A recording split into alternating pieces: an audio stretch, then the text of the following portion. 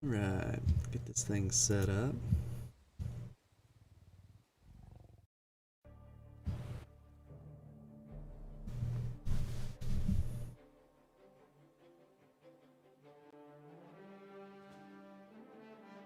Wait until some people jump into chat here.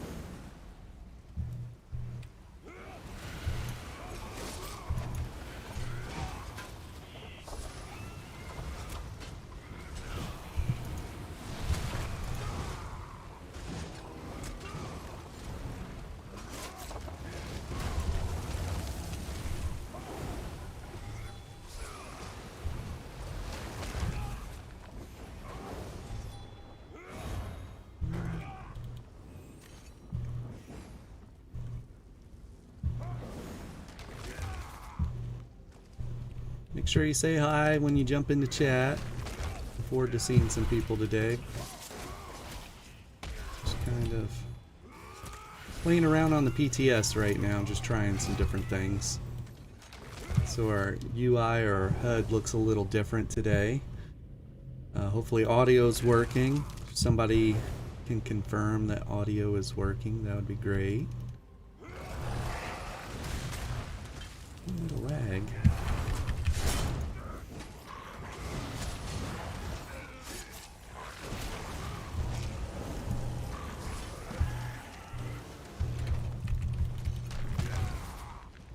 Hey! Jägermeister, is that how you pronounce it? And BJE, how's it going? How are you guys? We are on the PTS right now, just trying something. I wanted to put together something silly. A little bit of lag, even on the PTS. What are you guys up to today? How's your day going?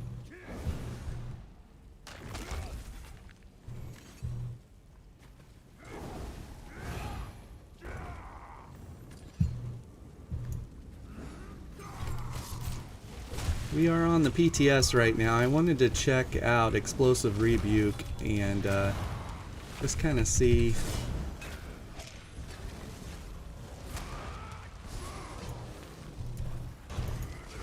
Ooh, a lot of lag. Just trying to see what type of damage you know, we're looking at on that. There's a lot of delay right now.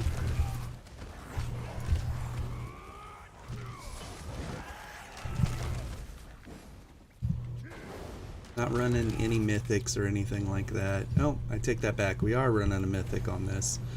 I wanted to test that out. We are running Gaze of Sithis. So just wanted to see what that looked like. And we're running Explosive Rebuke and Fortified Brass. So, because if you look at the Explosive Rebuke, it scales off of your resistances.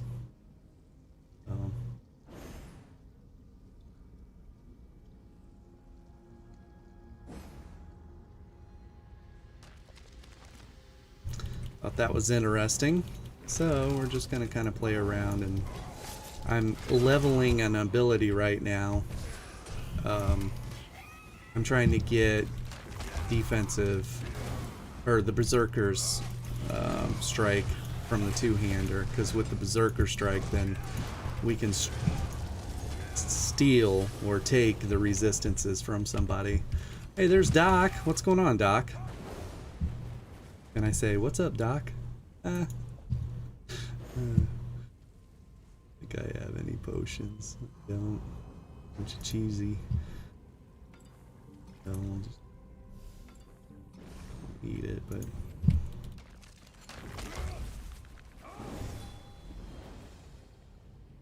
yeah, Jägermeister. I saw that too.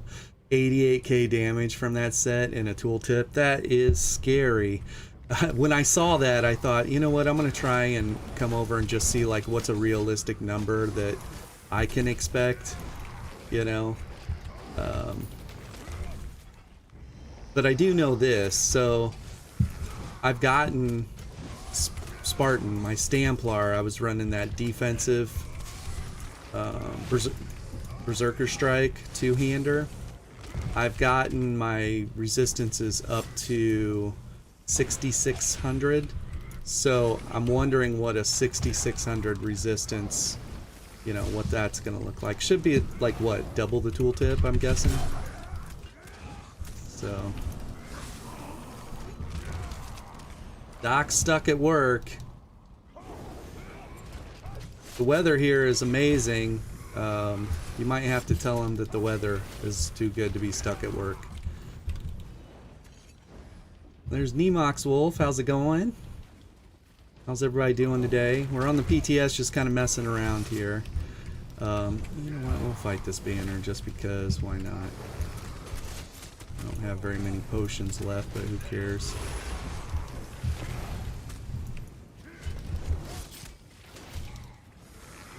Go through and kill these ads because the ads are super annoying with their slows and tethers while this guy's trying to blow you up. That right there. Apparently I'm still stuck.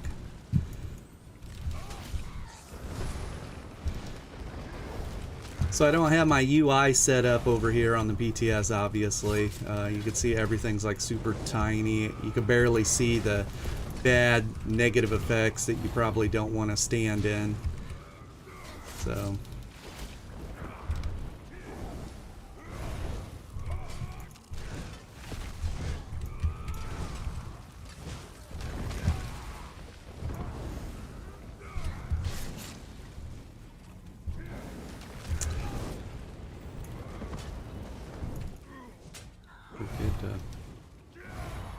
hit this guy with a couple of these combos.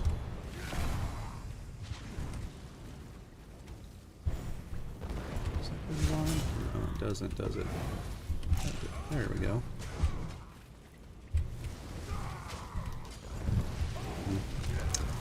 Don't know. There's Naz. How's it going, Naz? Hope everybody's having a good day. We're over on the PTS right now, just messing around. We are running an Explosive Rebuke. I'm just leveling up my Berserker Strike because I don't have it on Hulk yet. And I want to see what type of ridiculous numbers we can get.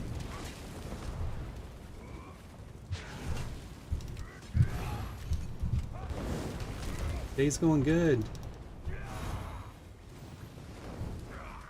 Nice. I can move those over to the PTS. Thank you. Yeah, I haven't done that yet. Honestly, I don't play around on the PTS much, but when I started seeing the really scary numbers that everybody was showing, then I was like, holy crap, I better go on the PTS and see what type of stupidness we have to look forward to.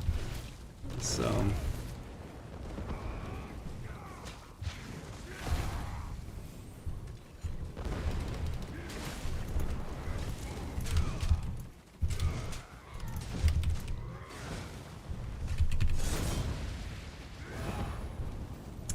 So, we're just over here messing around with this, but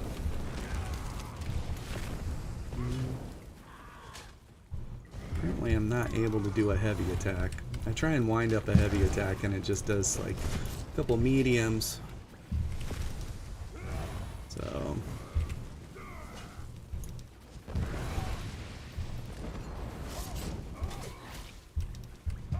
stepping that stuff is bad.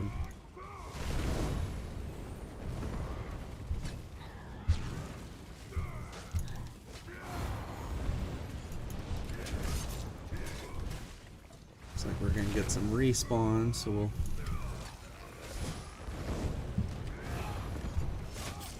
just derping around on the PTS right now. Mostly leveling up my two-hander so that way I can try something. I actually wanted to put it on Hulk because Hulk was going to be the one that I was running that. I don't know why I'm looting things, but what's this? Interesting. But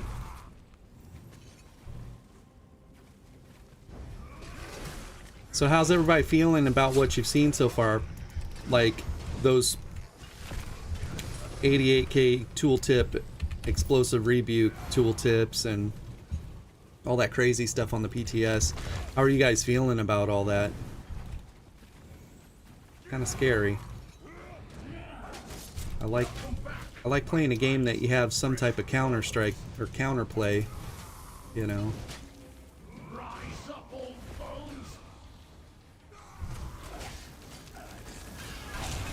Put this on somebody. I didn't see what that hit for.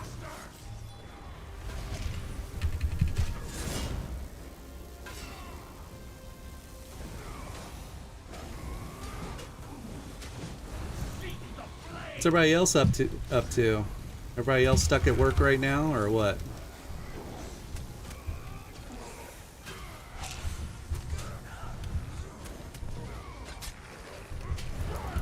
This should be fun on a Hulk smash. Explosive rebuke, and then the Vatishran two-hander. I'll be fine if we get the Maul or the Greatsword. I still need to farm that. So there I am, still looting things. You guys play around much on the PTS, trying different things?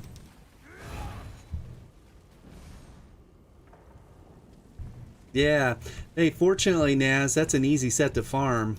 You could just run through Fungal Grotto on normal, and you could just fly through it so fast. Let's see if we can get...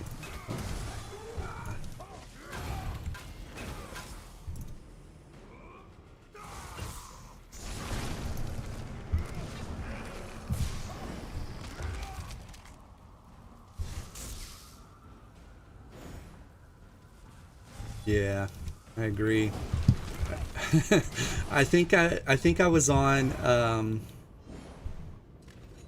I was in another content creator's Discord, and he's a larger content creator, and he was not happy about the numbers that he's seeing over on the PTS, and he was like, you know, all it would have took was some basic math, you know, somebody do some basic math, and you'd see that if you're gonna scale this stuff, you know, by the proposed things that we're talking about scaling it by, nothing good's gonna come of it. So I thought that was interesting. I don't know why, too. Yeah, 5 runs isn't bad, getting everything. I don't know why I'm looting stuff over here. Somebody stopped me from looting. Anyways, I don't know why they just don't control proc sets through Battle Spirit. It makes more sense to control it through Battle Spirit. You know, because right now, like on the forums, I see a bunch of people getting really mad. Like PvEers are really mad. Like, why do PvPers have to ruin this for us? You know, it's always the crybaby PvPers. I see that a lot. I get it. So, but it's the developer's responsibility to, if they were to control proc sets through Battle Spirit passive, they wouldn't have to adjust them at all, you know, for PvE. They can make them as strong and as OP as they want to release them. It's no problem. Release them super broken, you know? Release them super broken. Ah, there's many. It may or may not be. No. So, if they control the proc sets through the PvP, though, or through Battle Spirit passive, it won't affect PvEers, you know, unless they're, there I am looting stuff again. It won't affect them though, you know. They'll be, they will be in a if they come down to Imperial City or the sewers or the Cyrodiil, wherever, you're in a PvP environment. So expect that your proc sets that you're accustomed to, expect those not to work the same, you know, down here.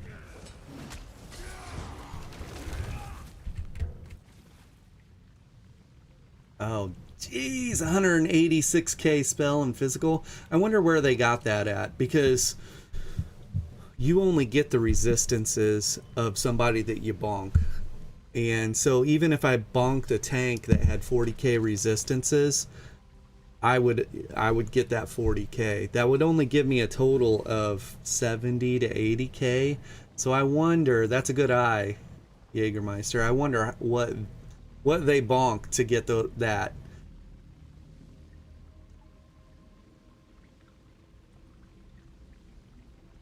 Yeah. PvE tank is hurting. What are you running on your PvE tank, Naz?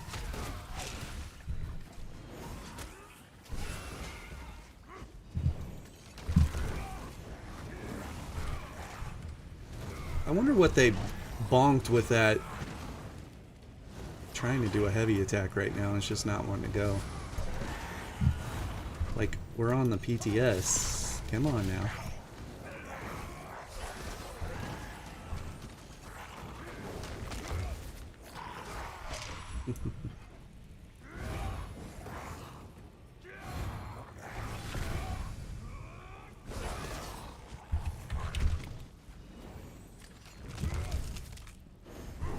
Oh, okay.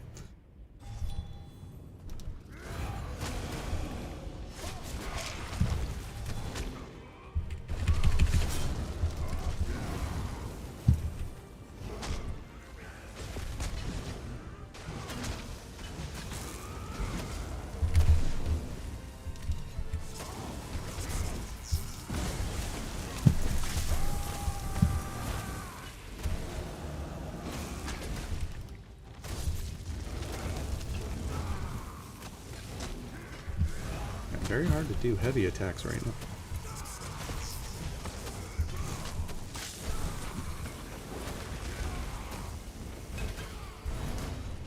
15k stamina, yeah.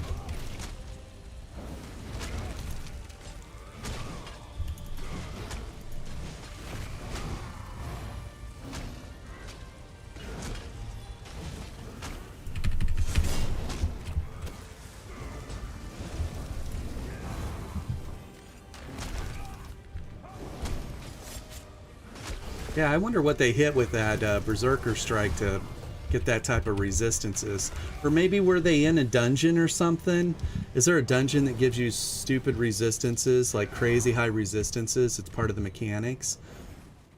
Oh, for you guys that are watching too, if you want to see something silly. These guys, the banners, the melee banners, they don't have any tracking if you jump up here. So if you had a friend with you, he would just stand there staring at me the rest of the time. So if you're ever in a two-man group and you just want to kill these banners, the melee banners, real easily, just have one guy jump up on these ledges. There's a handful of spots you could go to. There's no tracking to that.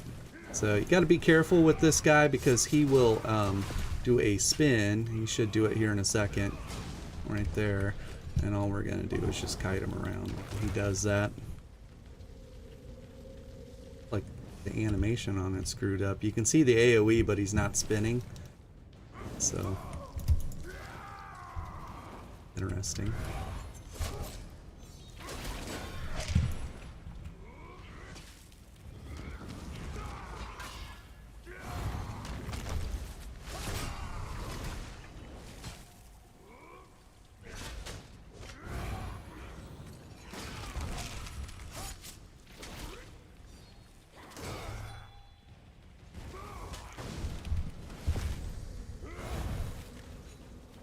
See, his animation's messed up. He's not even spinning right now.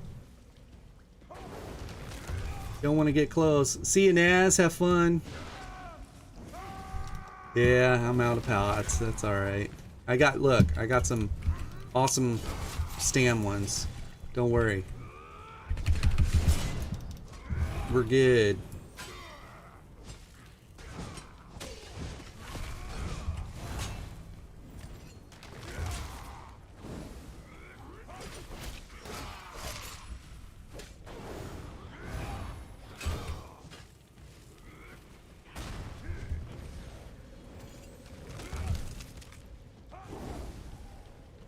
Yeah.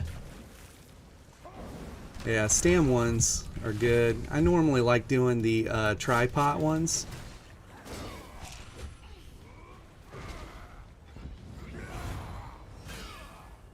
Dang, even when you block that, it hits hard.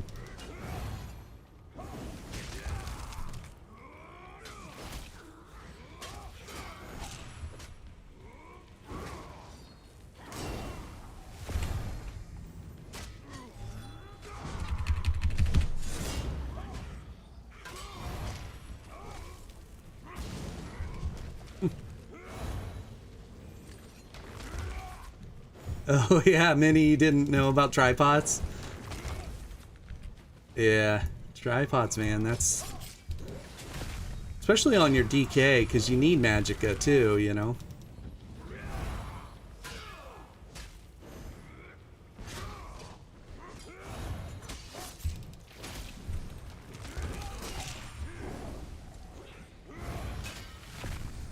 Yeah, there's something going on right now with the guild traders and searching too. I saw that.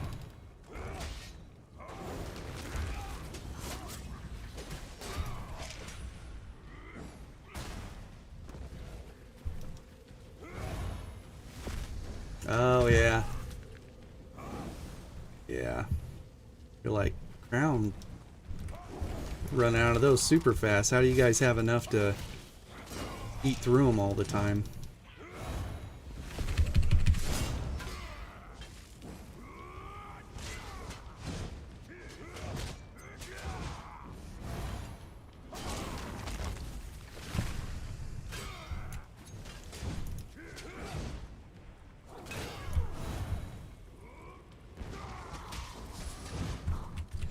Look at me looting again. Yeah, I'm a little scared of the... Everybody was so happy with no proc Cyrodiil. Not everybody, but the majority of people were happy with no proc Cyrodiil because of the counterplay. You know, you weren't getting proc down, so you had the ability to counterplay. It was more skill-based PvP, not put a Vatishran staff on your back bar, whether you're a Magicka or Stamina class, and, you know, run Zons and call it a day. And so, you know, well now you'll be able to do that still, and it's going to be really scary. So, I don't know. Not happy. I think my biggest concern too is performance. Obviously, you need to be able to break free. You need to be able to... There are times where you pop a potion, it makes the potion popping sound. Like, you just consumed a potion, and you didn't really consume the potion, so...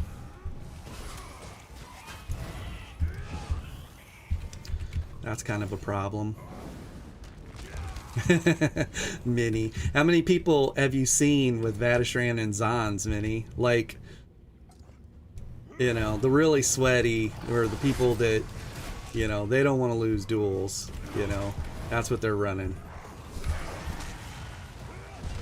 Which, it's in the game.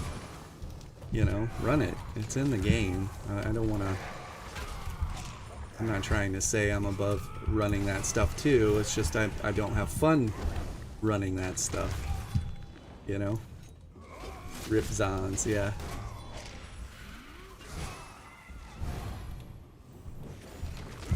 Yeah, is that that's his go-to stuff? Minnie is the Zons,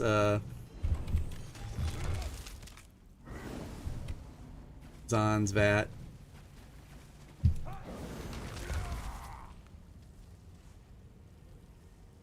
BJ. Yeah, see, that just sounds gross. And you know that we're going to see that a lot, right? Like, that's just going to be the norm. That's going to be what's out there. And there's not going to be anything we could do about it. So...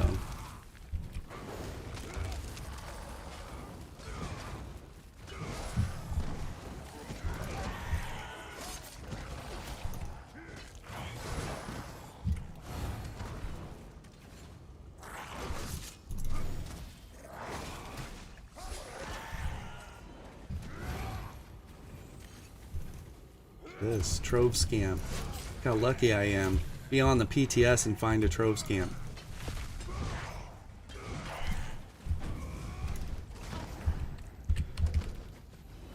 Scamp of mayhem.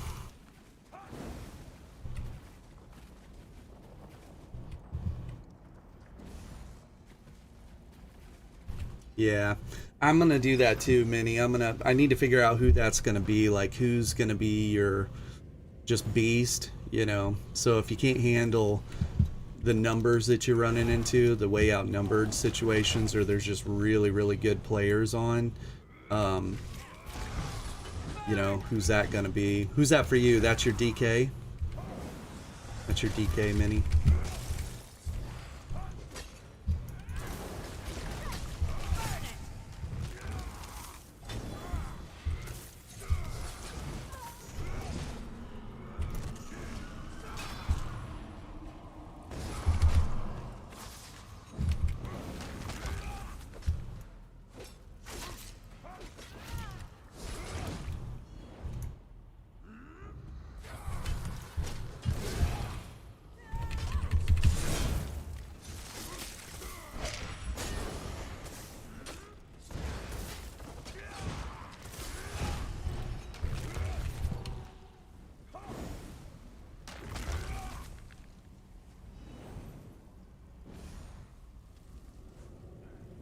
Yeah.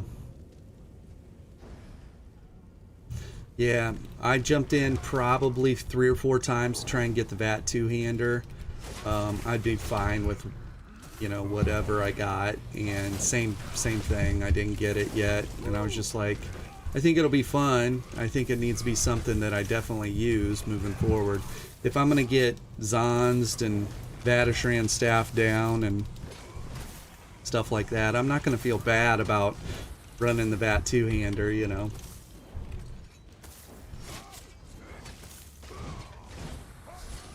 Yeah, I don't even have the Master's Sword and Board. I don't get into those arenas very often.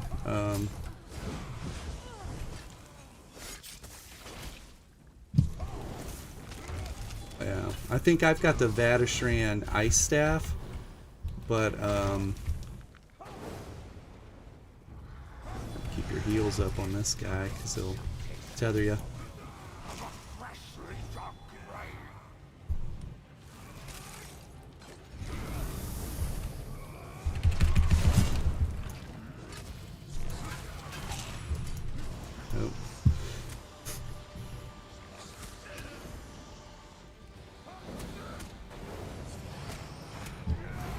Is it?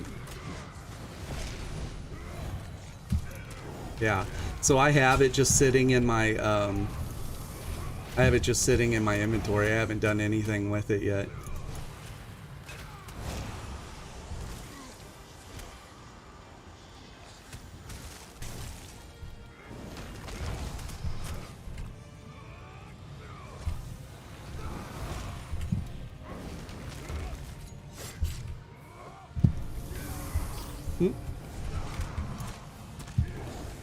Take a while.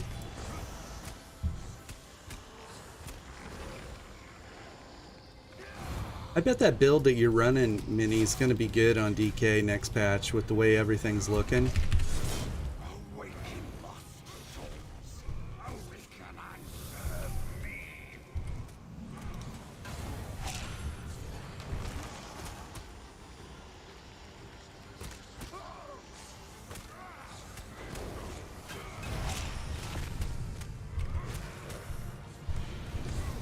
Can't heavy attack right now. Holy cow. I literally was holding heavy attack for like 3 seconds.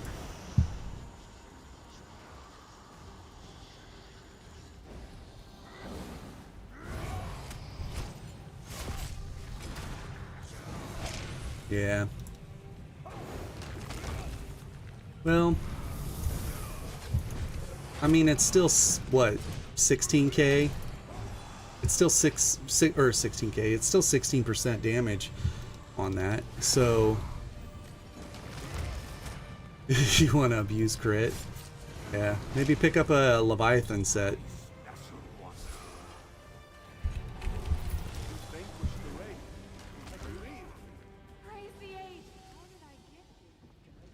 Have to start farming Leviathan. I'm surprised I didn't see more builds out for no proc Cyrodiil, because Leviathan is one of the sets that they allow. Somebody like on a Stamplar running Leviathan and whatever.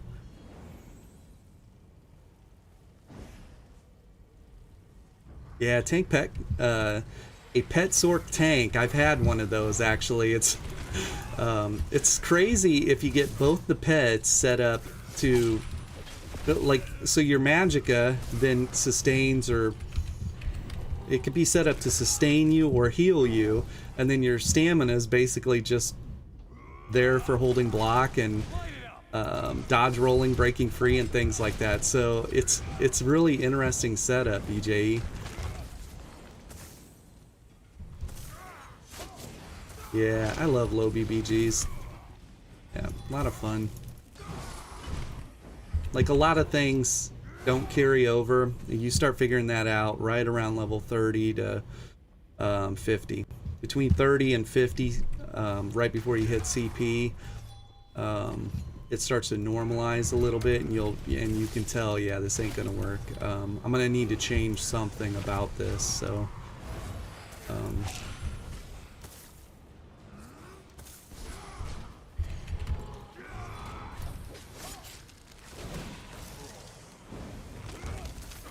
Yeah.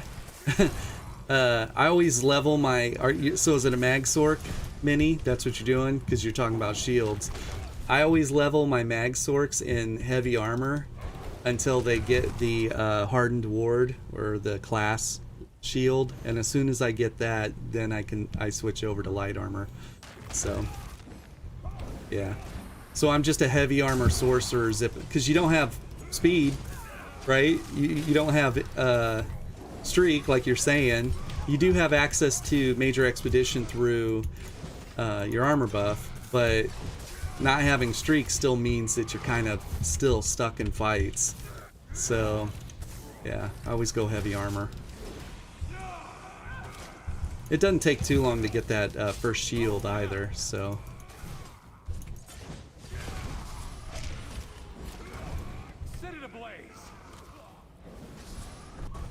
Does range trigger? Oh, it does. Interesting. Yeah.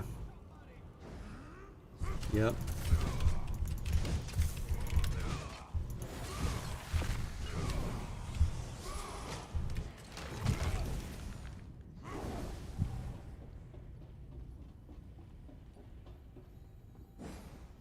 You can get a ton of kills. Are you stealing those kills, or? Yeah, that's the beauty of a sorcerer. So, looking for the angle where you can just free cast into the stuff and just pick people off as you go, and then you might not even be over here fighting this person, but you put endless fury on him. You know, he runs off and gets killed, and you get the kill for it. You know. Yeah. Yep.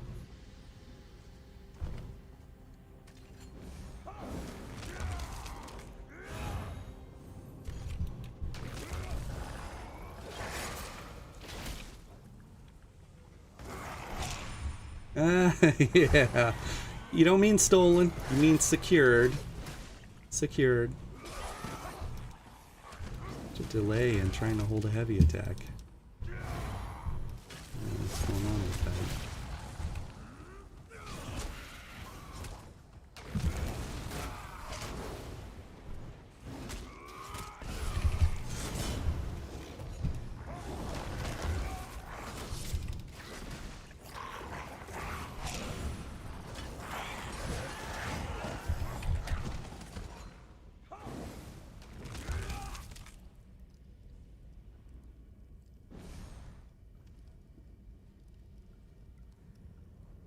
Yeah. Yeah, prime them. Put that haunting curse on them. Put that haunting curse on them and endless fury, and then just a basic rotation, and it'll catch them sleeping.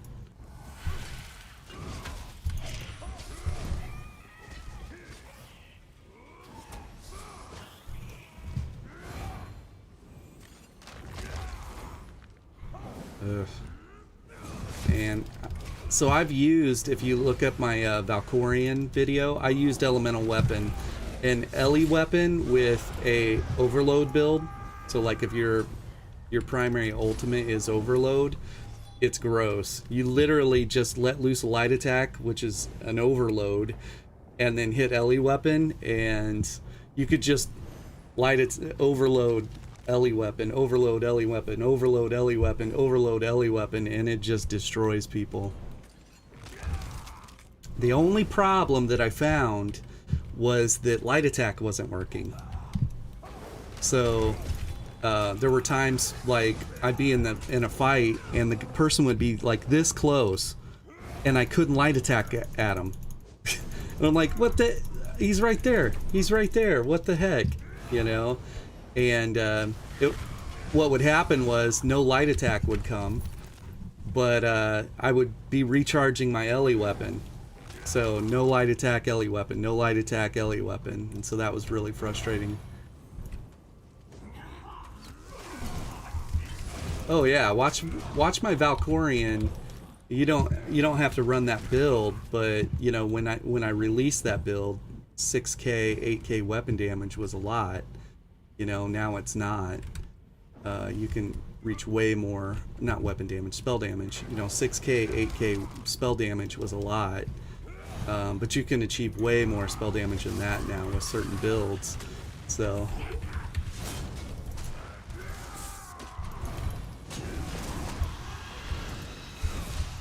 I think in my very first Valkorian video, you can actually see me like that rotation. I pulled a couple banners, or I was fighting some banners and some bosses, just farming some Telvar, and you can see that how effective that Ellie weapon overload is.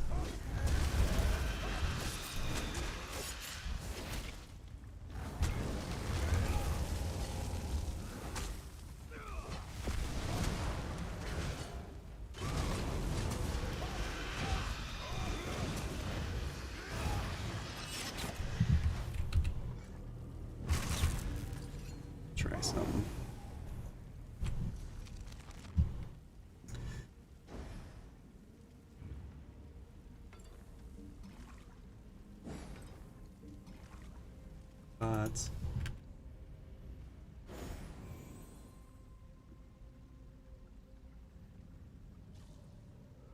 Yeah. So Minnie, if you put spinners on that and get some extra pen on there, you can catch people sleeping even in duels on a sorcerer. So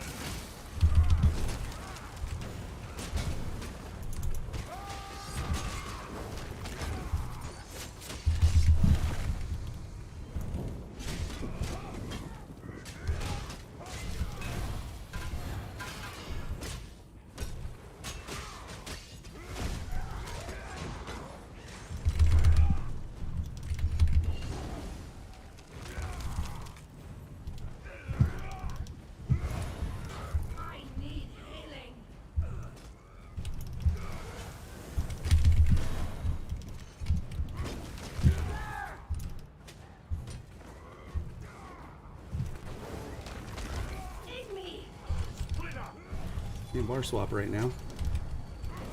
Kind of a problem. I need healing.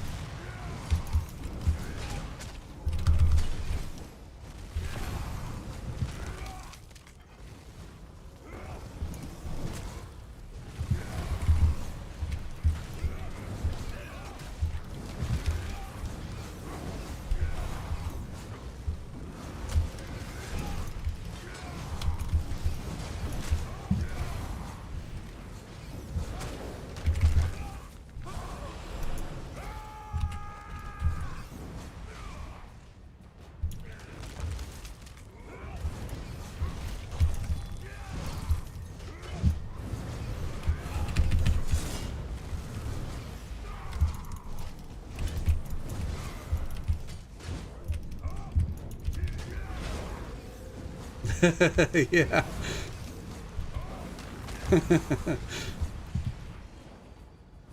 Yeah. This is like fighting a Zerg.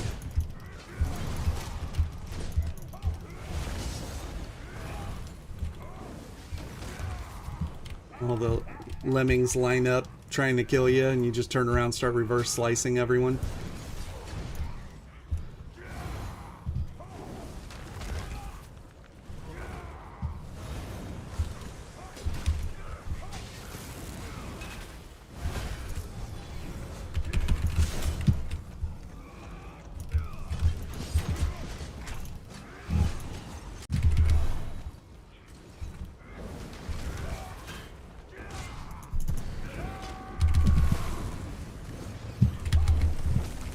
Tether that slow is the worst part.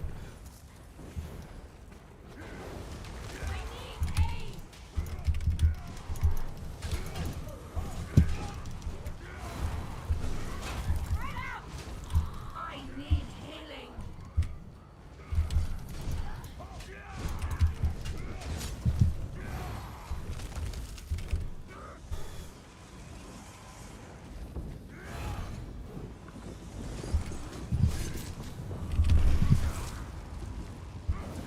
Being out of potions has me worried.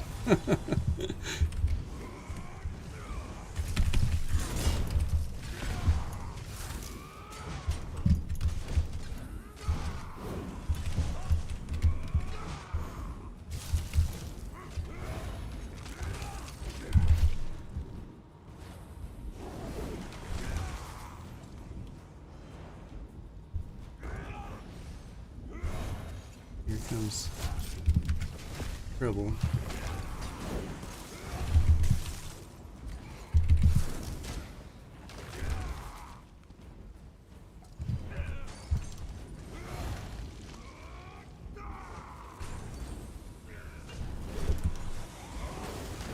I think I'm stuck.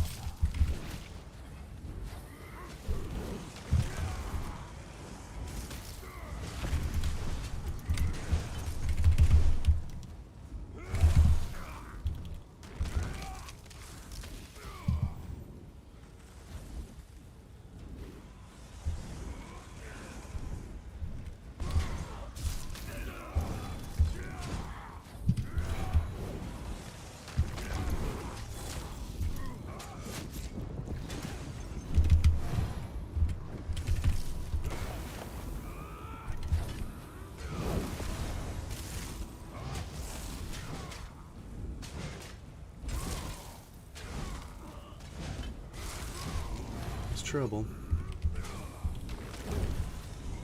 Channel some heavies. I don't know why those guys left earlier.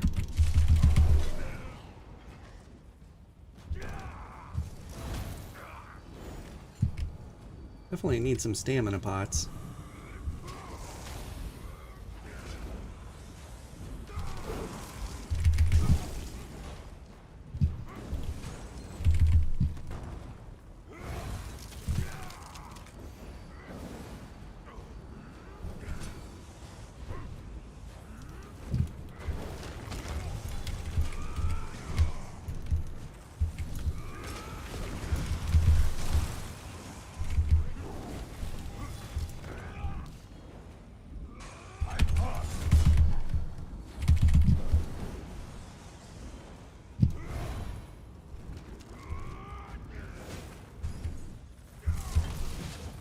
channel a lot of heavy attacks.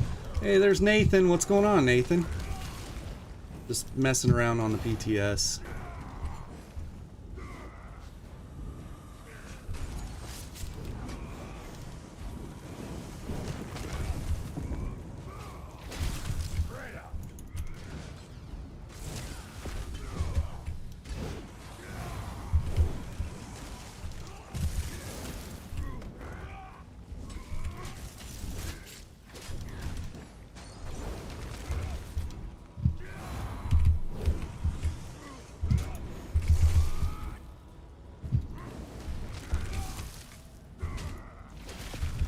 How's your day going, Nathan?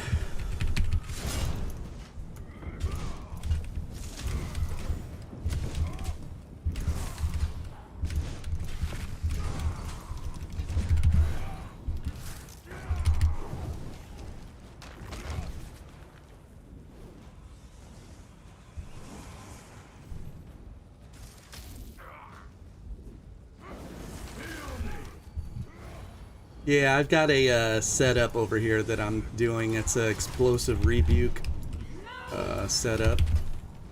These guys.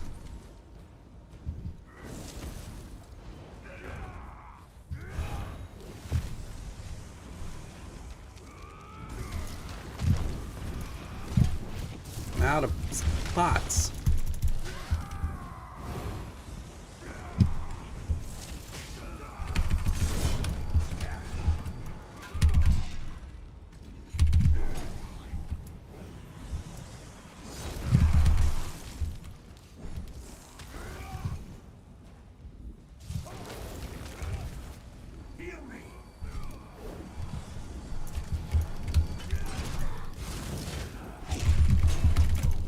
Break free. Trouble. I have channel a lot more heavy attacks. We'll have to slow play this.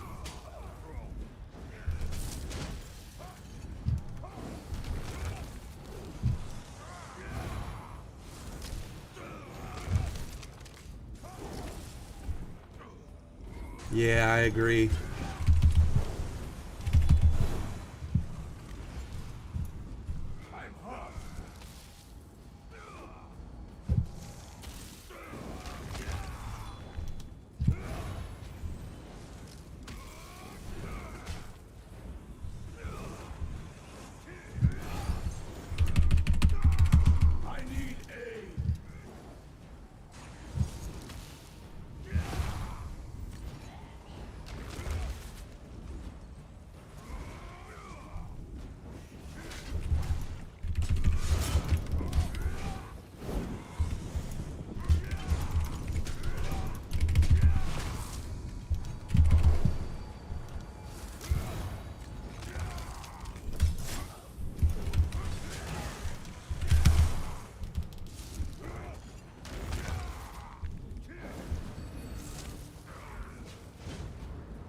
Okay, inside the...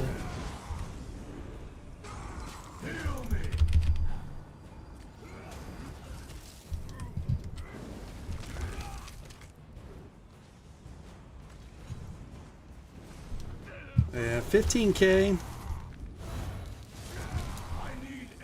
I'm okay. They just need to put a cap on it. You know, make it. It can't be no more than 15K.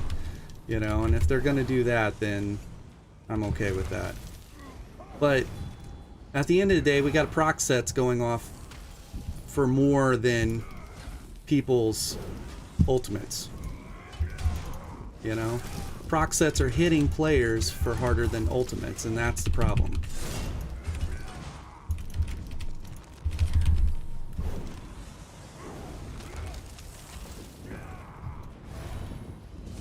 Yeah.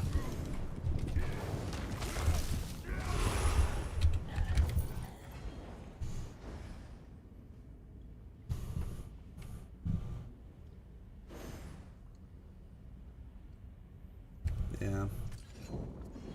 What's the cooldown on that proc set if it's hitting for 15K? You know, is it a 10 second? Is it a 20 second? You know, that's the other thing, too.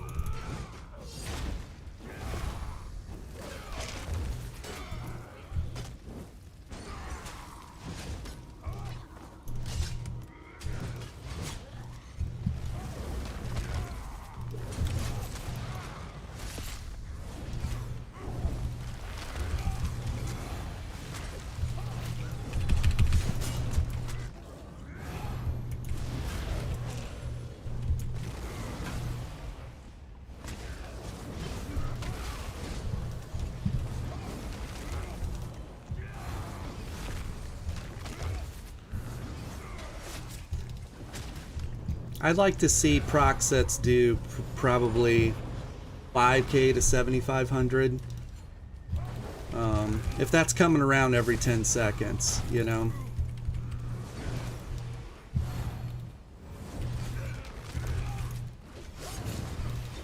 Burst damage. If it's a burst proc set. Now, if it's a dot proc set, I'd like to see dot proc sets not hit any harder than you know, your class dots. You know, my venomous claw here. What's the dot hitting for? 2,500. You know, I don't want to see a proc set hitting for more than that, because then that's just putting armor on a class and helping make them viable. You know, and you shouldn't. It shouldn't be that. It should be make the class viable on its own through balancing.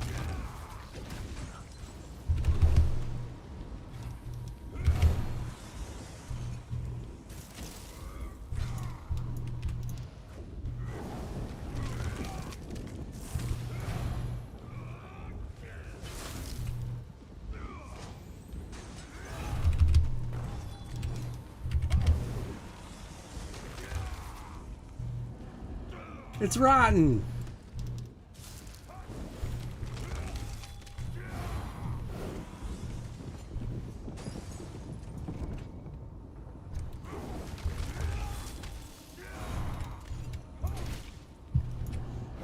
Hadn't seen you in a while, Rotten. You need to come get in trouble with us. I guess I haven't been on in a while either. I'm spending more time on the PTS right now than I am in the game. Far away from ESO. Yeah, I hear you, man.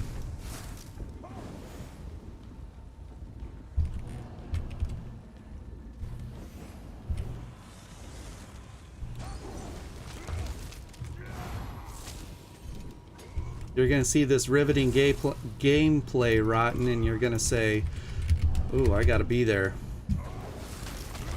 I gotta go get in trouble with Grim."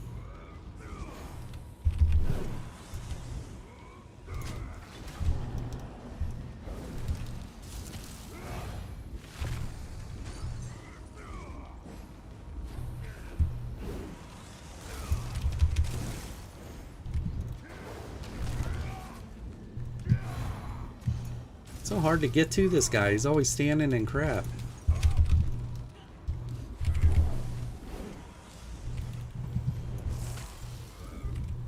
Yeah, do you have something on DC side that you can run on? Yeah, I'm trying to level up Bombard right now, Rotten.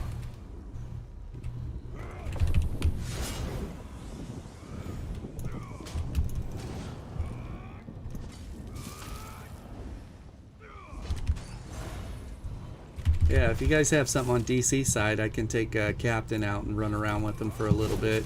I'm trying to get the Dawnbreaker unlocked, and I'm trying to... Man, it is near impossible to put damage into this guy. He's either standing on the ice patch or he's standing on the necrotic patch. Boo.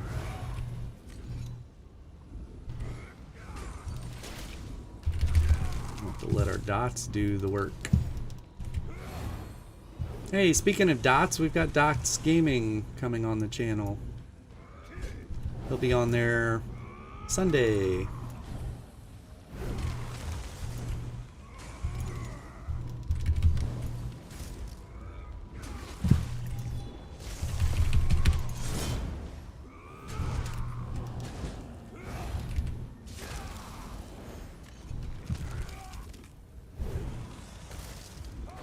Okay, good.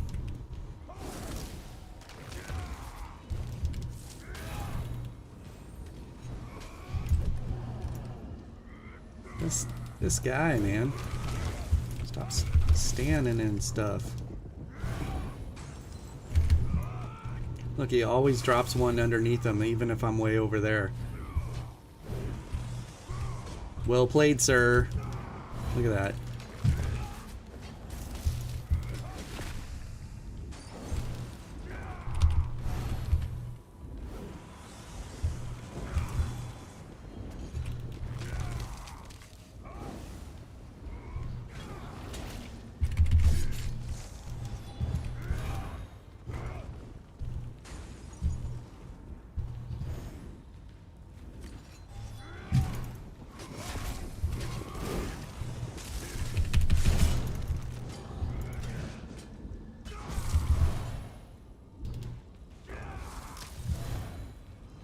So what you guys been up to on ESO? Nathan said he just leveled up a Templar. It's fun. Did you do low BBGs with him?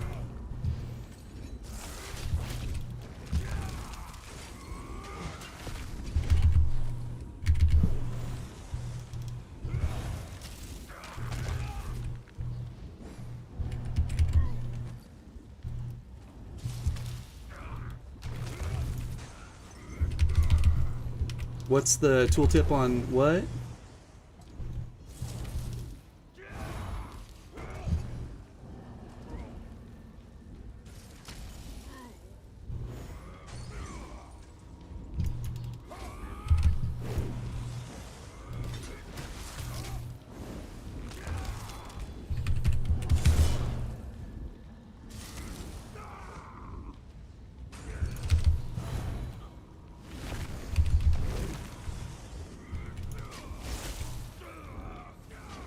Oh, explosive rebuke? Yeah. So it's not as good as it's about 18k right now, but I'm missing, I could probably get about double that safely. I'll say I'll probably be able to get about, I will be able to get double that.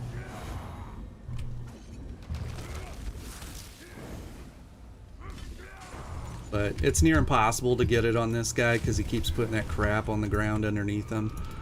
So some things are considered blocks and others aren't, so.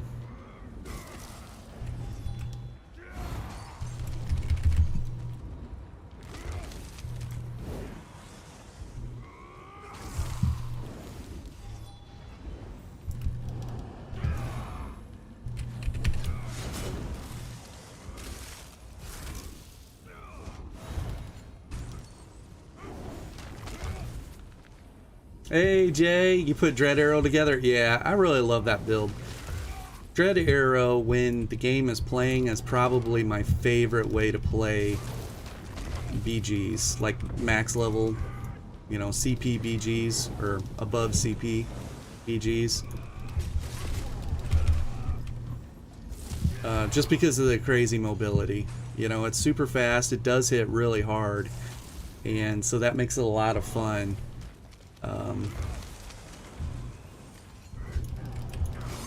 Cannot put any damage into this guy as melee.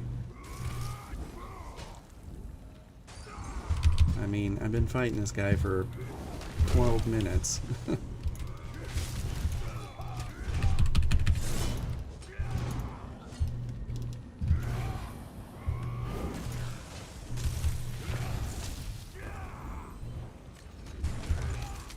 Yeah, really like Dread Arrow.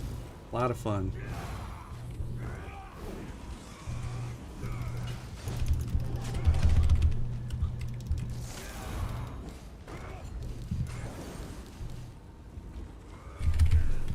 These guys go. Oh, everything's resetting because it took so long.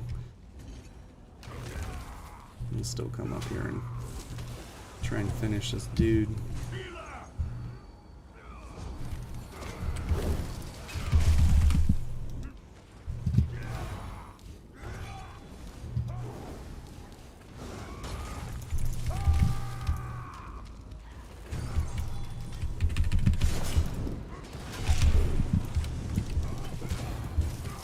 Stuck.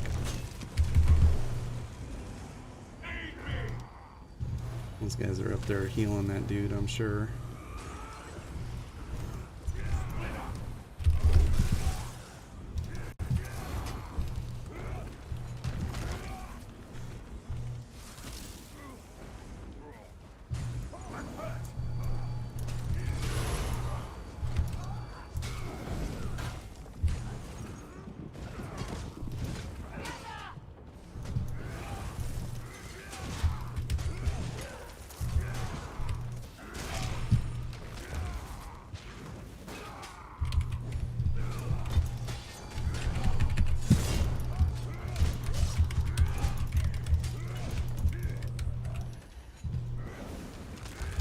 Yeah, the speed, getting used to the speed, like you'll dodge roll off of things or sprint off of things and take damage that you didn't mean to take. just because of that.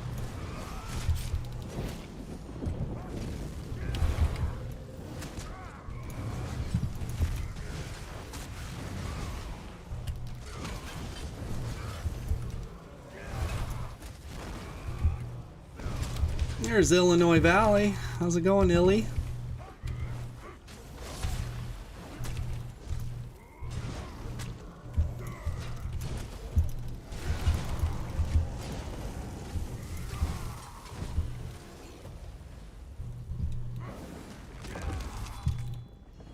I'm out of potions.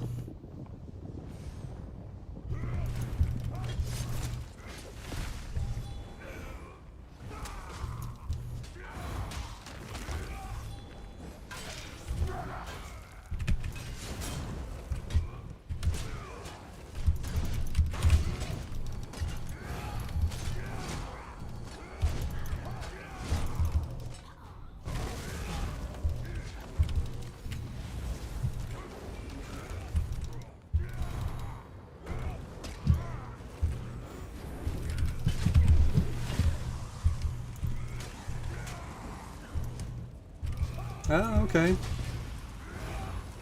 Billy's on break at work.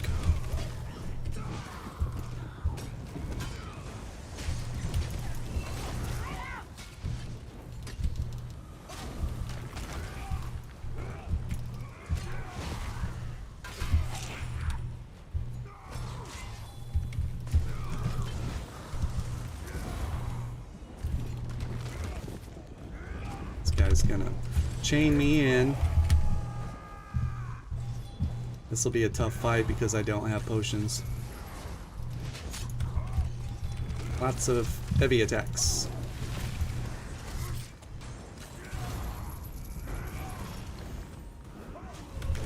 Ooh, got friends coming. Another banner.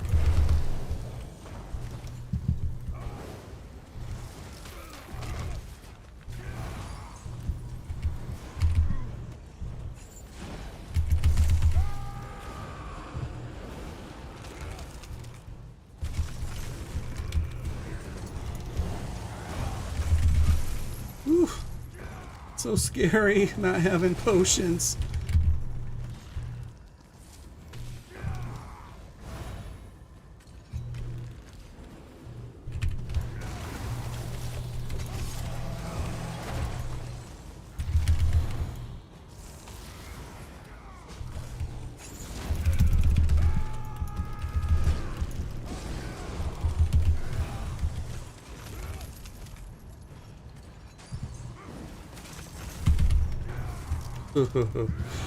Ooh, it's getting dicey. No potions, man. Channel some heavies. Yeah, 2 banners. 2 banners, no potions. That sounds like a bad video.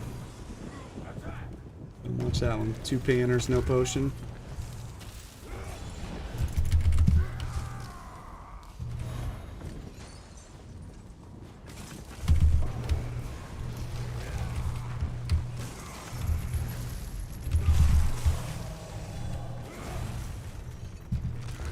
Getting scary.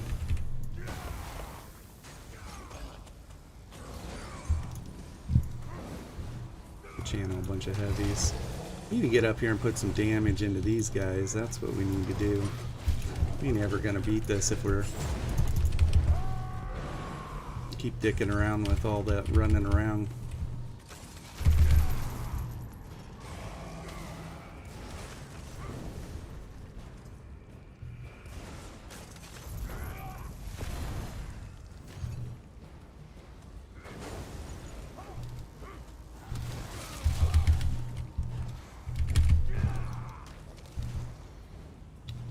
Get grabbed here again in a second. We're gonna kite them around just for a minute. Leroy Jenkins.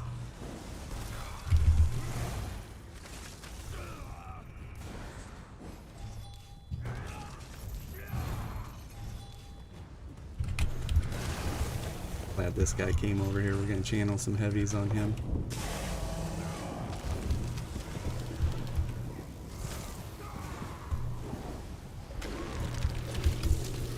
See, I don't even know which one that is that's summoning those.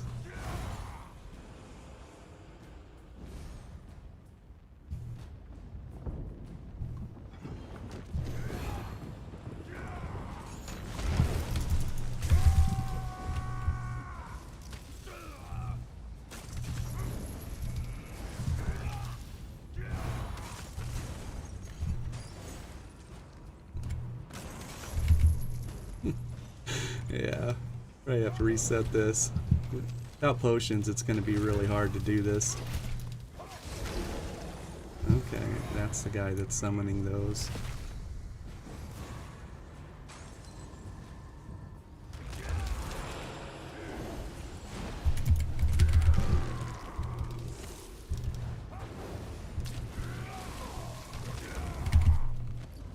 See how far they follow us.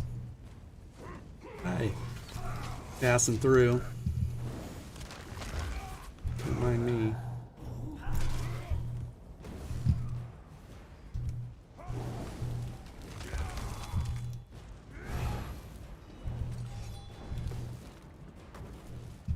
Still following? Who's following?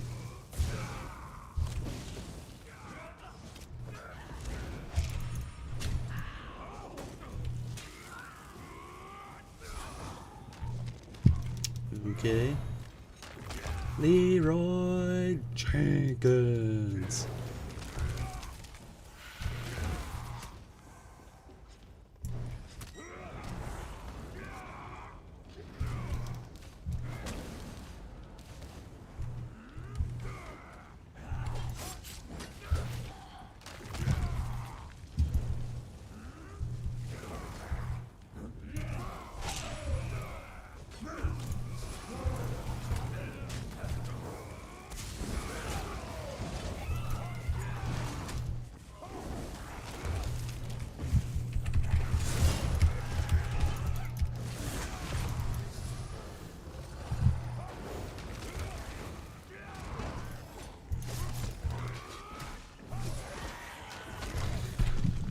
Alright, boring.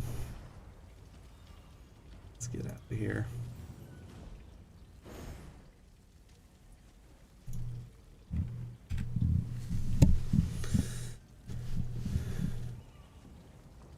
Yeah.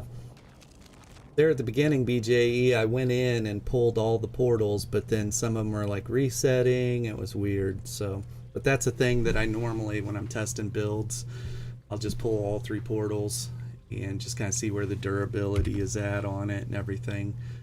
Fighting outnumbered, I'll treat it like an exercise, you know. So it's pretty fun. How long's your break, Gilly? Or are you already gone?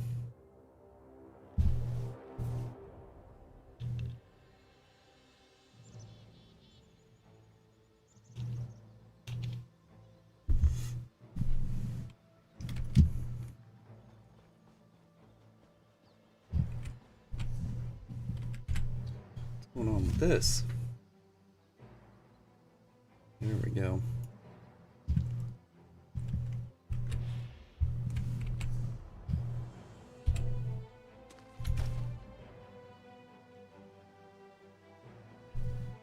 I wonder if I have potions from...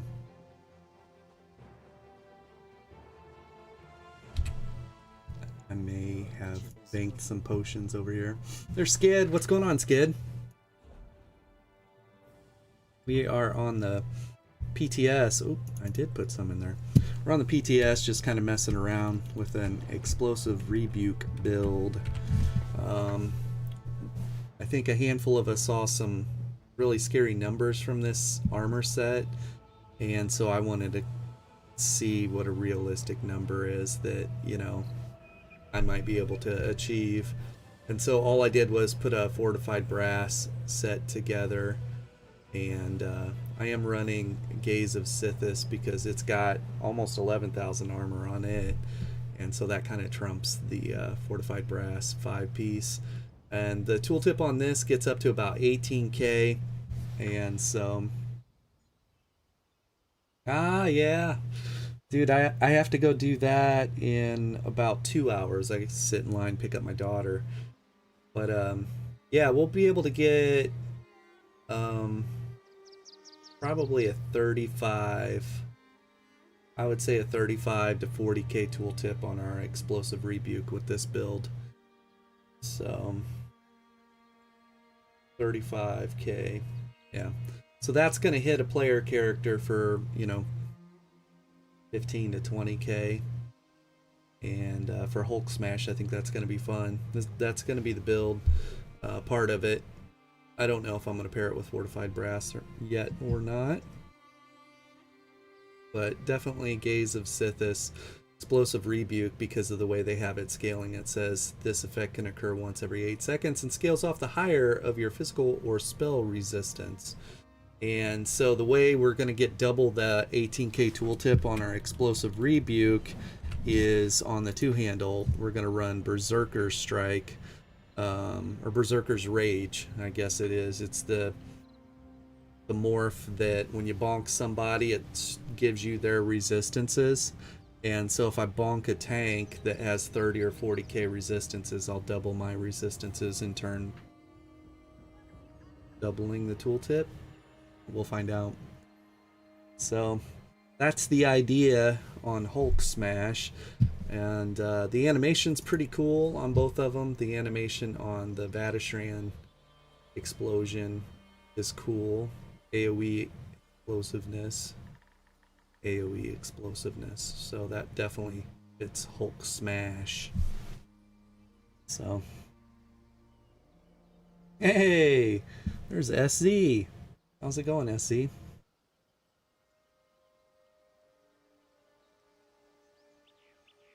Yeah, yeah. I ran a Doilmish on a Necro tank, and it was basically my Anthras 3.0 or 2.0 build, but I switched out one of the sets and put Doilmish on there, and it was catching people by surprise. It was catching people by surprise. Hit them with that taunt and then hit them with a heavy attack, and their life would chunk. They're like, what the heck? Because, here I am. I think at the time I was probably a 5k health recovery Necro tank. And so there's like just minimal damage output, and then boom. Doing well, SZ. Yeah, I bet that was super hard to line all that up, Skid. Like, yeah. Doilmish, that's a lot of fun. I need to get in on the actual game and farm for the Vatishran two-hand. I don't have it yet. So I probably only run that dungeon maybe 10 times, so uh yeah.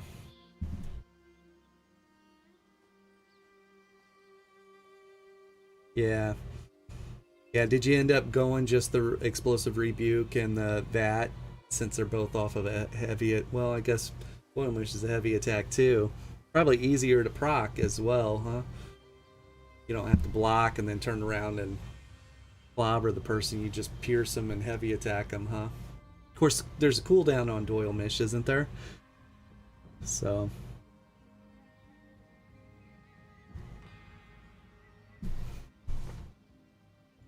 yeah, this guy's the only one I put a build together. I did want to log into some of the other ones and see what the armor sets they're currently wearing, what they decided that they were going to scale off of.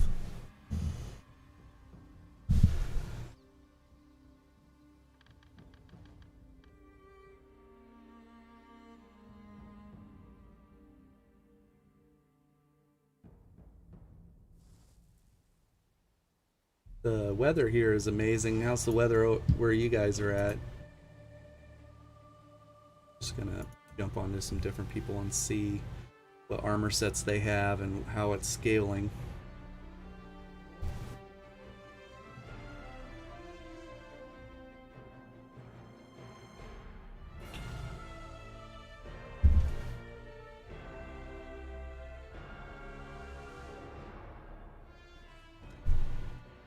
FPO. Now you know.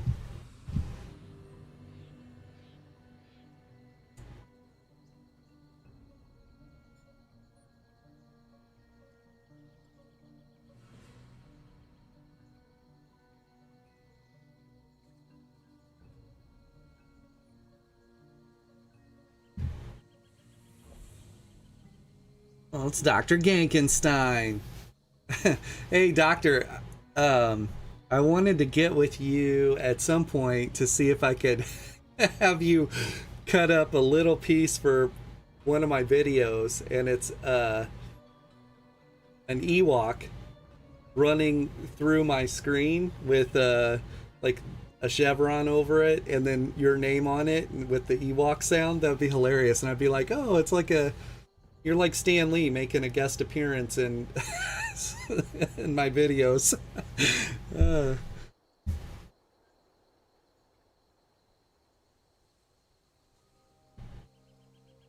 yeah, yeah, I could see that.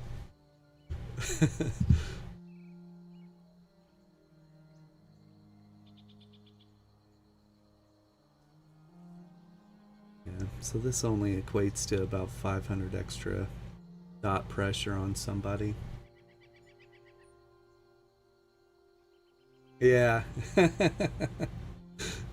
thought it would be funny just having an Ewok run through with. Oh, look, it's a wild Dr. Gankenstein, or it's Dr. Gankenstein in the wild. So funny. I love those videos. Yeah, I bet. I don't know how you do half the stuff you do, Doctor. Oh, that stuff is so funny. I love the sound of like a whole group of the Ewoks chittering back and forth too, like when they're victorious and stuff. Like you go wipe a group and then they're like, yeah. Super funny.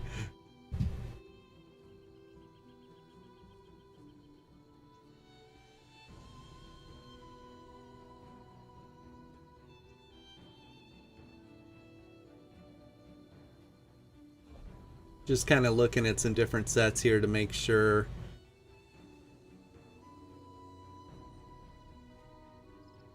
what scales off of what.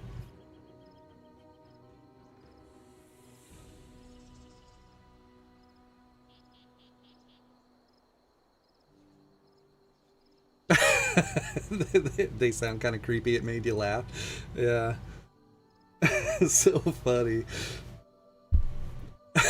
And you keep putting in the you're bad at finding me. Where am I? You can't find me. So funny.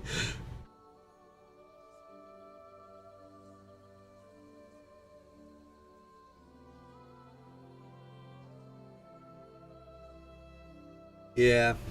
Well, I wouldn't worry about tanky meta coming back. From what I see, lining up damage is going to be crazy. So, I mean, I could probably hit a 35 or 40k tooltip on Explosive Rebuke Doctor under normal circumstances.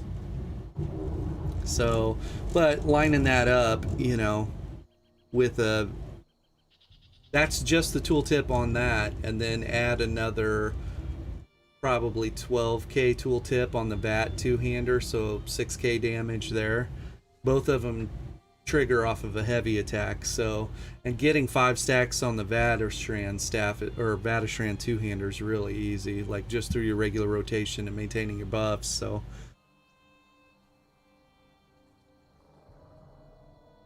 yeah, so I am running the Gaze of Sithis. I was checking that. I'm not running it on this guy, but on Hulk Smash over here on the PTS. And man, that's set. Like, you throw that on a werewolf. Werewolves don't block anyways, you know? Now you just gave them 10k resistances, you know? 250 health recovery and 5,000 health. So yeah, Blackwood. I think we still have, what, a month and a half? Yeah. We're gonna see some, I mean, did you see the no butt build that Is There No One Else? I'm pretty sure I saw your comment. Yeah, werewolves. Is There No One Else had that, a werewolf build, and it was a no button werewolf build, you know, using Crimson and Alessian's Grace, I think. I forgot, but it's Almalexia's Grace. But it just heals when you receive damage. Yeah, he was just standing around killing district bosses with it. Could you imagine if someone were on that and actually trying? Like, that's gonna be tough. Yeah, pariah. Yeah, werewolf meta's gonna be a thing unless they make some drastic changes here in the PTS. So, I mean, they put Gaze of Sithis on and Crimson and then whatever they want to pair it with. Yeah. Alright. Get your werewolves ready. But you gotta get Gaze of Sithis, you know. Werewolves will now get... They have major resolve in their kit, you know, and now we can slap on almost another 11k resistances on top of that, so you won't be able to drop them below resistance cap.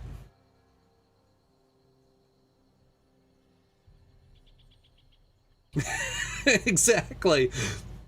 Yeah, the comment I left on Is There No One Else was awesome. I needed a build that I could go mow the yard with. You know, just let it be logged in, farm in Telvar while I go mow the yard. Yeah, Nathan, yeah. Well, get ready. There's going to be packs of them. Yeah, I don't... Skid, Icy and I were talking about that too. I don't think that health recovery is strong, but normally the people that are stacking, truly stacking health recovery, like I have a 10k health recovery build, that thing's not going to kill a lot of people. You know, at least your mid-level and above PvPers, it's not going to kill them. So I can catch some new PvPers with that and kill them just because of the continual pressure that it provides. You know, I can just stay on the offensive, you know, the whole time because I've got 10k health recovery coming in every 2 seconds. So, but those guys for the most part aren't really the threat. They're just the unkillables that are running around and you just avoid them. Naz is back. Welcome back. So it wasn't... I felt like the health recovery builds were giving the PvEers a build option to where they could come into PvP and do their questing and just not be... That grape's not worth the squeeze. You know, when the player hunters come rolling up on them, they... you know, take a bite on them and they realize, hell with this, and then they just go find someone else. So, but, and we talked about it earlier, but if you're going to put anything in the battle spirit and control any aspect of PvP in the battle spirit, it needs to be proc sets. That is the answer. The answer to proc sets and not upsetting or not pissing off PvE world is putting a throttle on proc sets, damage dealing and healing proc sets through battle spirit. So yeah, I have a warden werewolf named Frostfangs. Naz, if you need help with werewolf, check out my Frostfangs. I have a lot of footage too of fighting outnumbered with him, and he's just a freaking beast. But he's gonna be back in full, you know, full strength. But yeah, so if the proc sets were, if they put a throttle on proc sets in battle spirit, then your PvE community, because right now if you guys jump into post, you'll see I'm so sick and tired of PvPers crying and whining and ruining our game. I see this post from time to time and I get it, you know, like they feel like it's us saying, whoa, whoa, whoa, this set is broken, you know, you need to do something about this set, and then eventually they change those sets or adjust those sets and it affects PvE world. If you could control it through the battle spirit passive just by a basic throttle on proc set damage, put a cap on them, number one, and then number two, say 25% less. They do 25% less damage across the boards and less healing across the boards, you know, or 50, whatever. I don't know what that number is.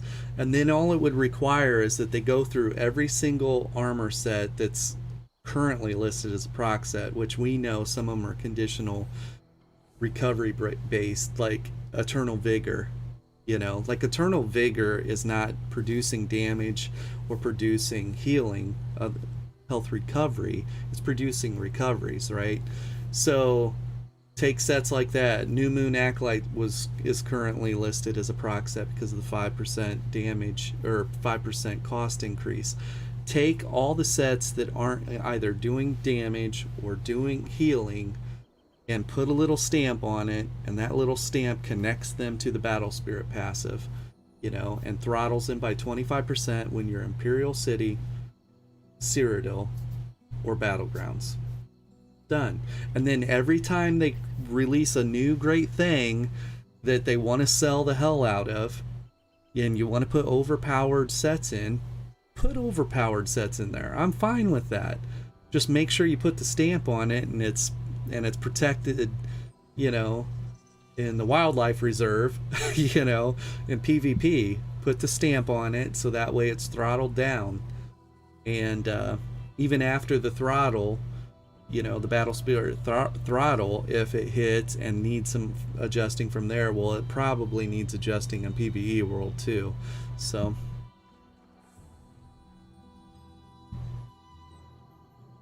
yeah.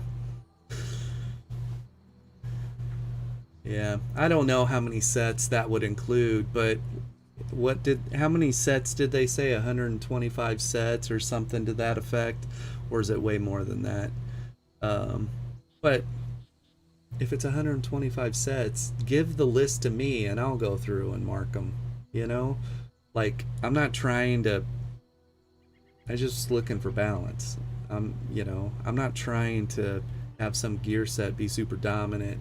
I'd prefer that there not be a meta, because the whole reason I do these thematic builds is because I can avoid the meta for the most part. The meta is very boring to me, and it gets very sweaty and very competitive at the meta. And that's what happens in PvP, is low BBGs is a mosh pit, and it's a lot of fun, and you can do play styles and gear sets and all kinds of weird combinations and run magicka and stamina abilities together, and you can just have fun with the game. Low BBGs are that, you know, which is one of the reasons why I don't like that they're currently pairing low under 50 characters with a CP or above CP characters. That's not fair. So I don't like seeing that.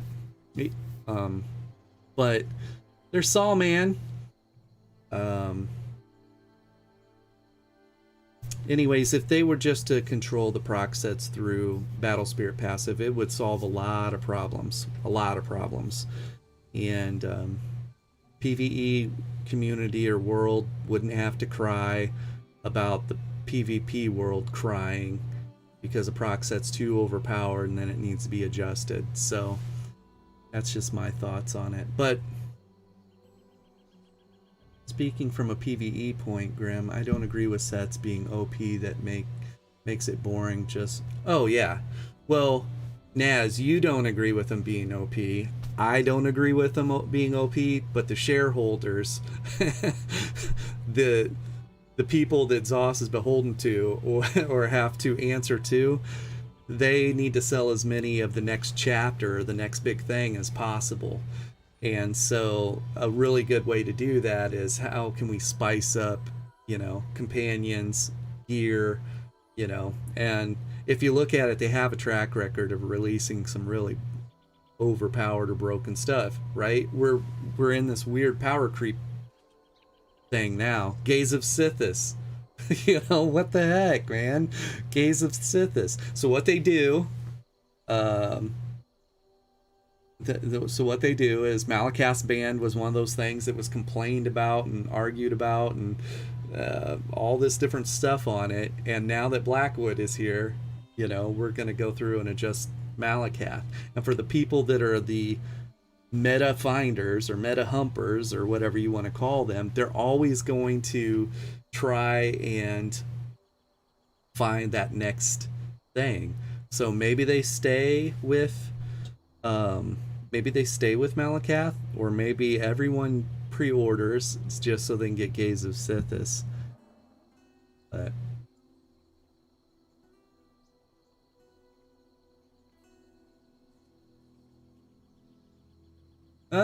so man, yeah. Well, if by chance, which I don't know if they watch or not, um, I emailed Jet. I emailed Bruno to see if she would be able to be on our podcast or could provide us with somebody that could be on the podcast so I could ask these questions to and provide my 2 cents and other content creators 2 cents. You know, maybe grab all these really good ideas that all these content creators have and bring it into one spot for them to kind of say, ooh, that makes sense, or oh, that doesn't make sense, or like this, don't like it, and ask the, not blindside them, but ask them the hard questions. And Gina didn't respond. So,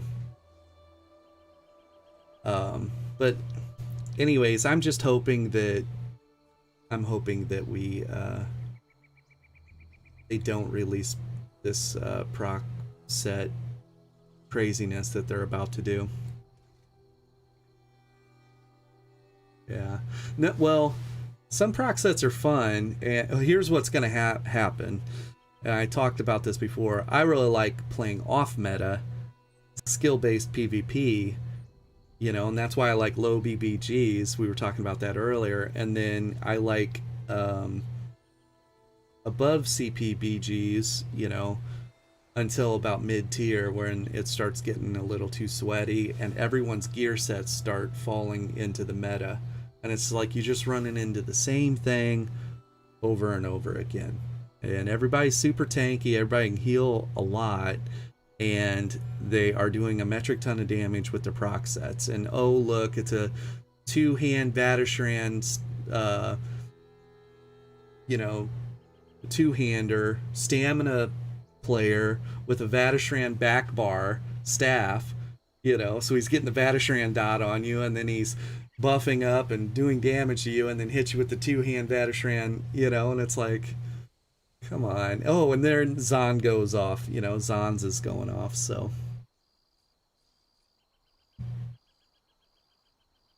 But all of that I don't think is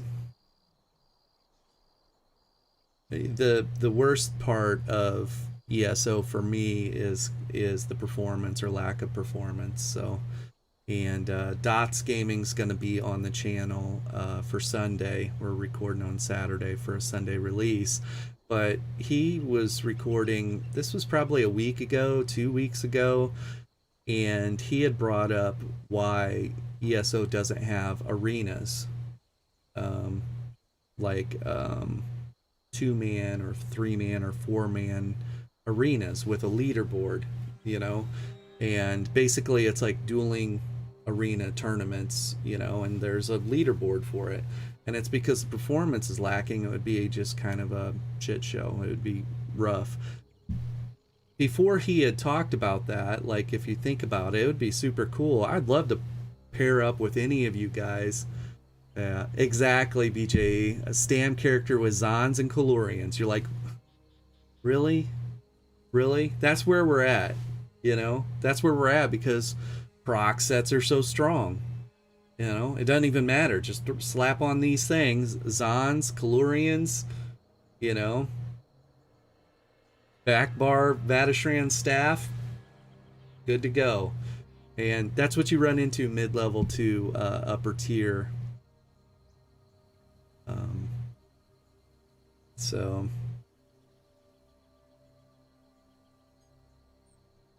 exactly. So I'm just not a fan of the free damage SZ. I think it would be cool for them to have to do their damage. Now I don't mind playing around or trying those different sets and seeing what's possible with them, like coming up with creative ways to use those, but off meta interests me way more. I have way more fun in low BBGs and beginner to intermediate battlegrounds.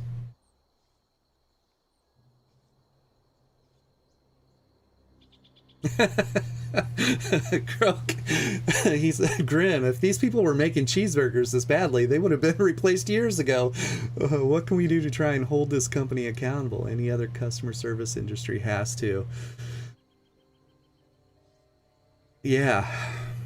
Yeah. I don't know. I don't know.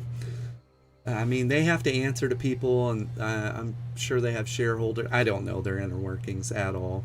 You know, some companies have shareholders, and they have to send out their reports, and who knows? I mean,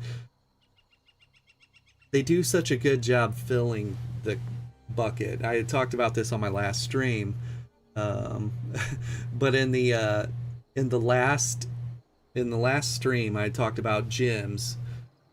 Gym industry is what I'm in, and training and consulting and all of that, managing. But a gym is like a bucket, and your referral system, your advertising and marketing dollars, and just continuing to fill the bucket, get more members in, right? And then your churn or your burn is the holes in the bottom of the bucket, and it's all the reasons or excuses why people are leaving your gym or quitting. You know, you got a bad trainer, or it's too expensive, or the schedule doesn't work out, like whatever it is, too difficult, you know, all these different reasons why they leave. Well, in the gaming industry, you could use that same analogy for a lot of things, but ESO is a bucket. They do a really good job filling the bucket. They do a great job with their advertising and marketing and getting butts in the seat. They do a really good job with that. And the majority, I don't know what the percentage is, but I would have to imagine the majority of those people, a higher percentage, are going to be PvE people. So as long as we are adding content that appeals to the PvE community and keep them happy, filling the bucket is no problem. And if we were to look at the bottom of the bucket for ESO, I don't know what the churn or burn for ESO consists of. Probably mostly PvPers, which is of no loss to them. Maybe I'm putting words into their mouth. Maybe they don't like that. They just don't have the answer or the equation on how to stop that. You know, I don't know. And it's going to be PvEers that are pissed with, like, you can see some posts right now where everybody's super mad about their crafting bags not working and basic functionality of the game. And so that really makes people mad. So I think they are doing a really good job filling the bucket, and I think if they solve a lot of these problems with the craft bag and other things like that, they'll keep the bulk of their people, and the only people that leave are people that just get fed up with performance or fed up with you know, the game not being balanced in the PvP atmosphere. So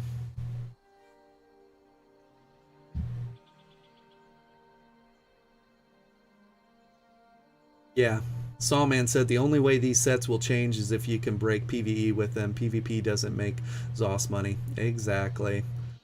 So yeah, Broke was like, we don't seem to have anyone to complain to, no manager to speak with, so to say, you know. Yeah, like, who can we be Karen to? You know, who can we kick the door in and be like, you know, hey, you need to fix this.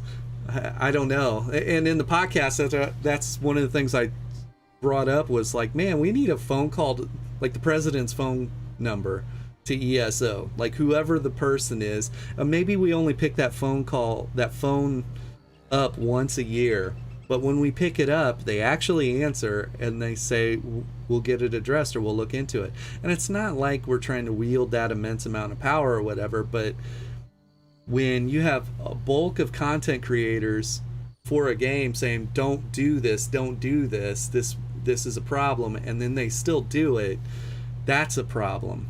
that doesn't give you a lot of trust or faith in the company, does it? And so I don't know what to do. You start a petition. I mean, I don't love the game. Yeah, you just feel like you don't have much say or much control over things. The PTS isn't really, it's kind of a joke. Um, yeah.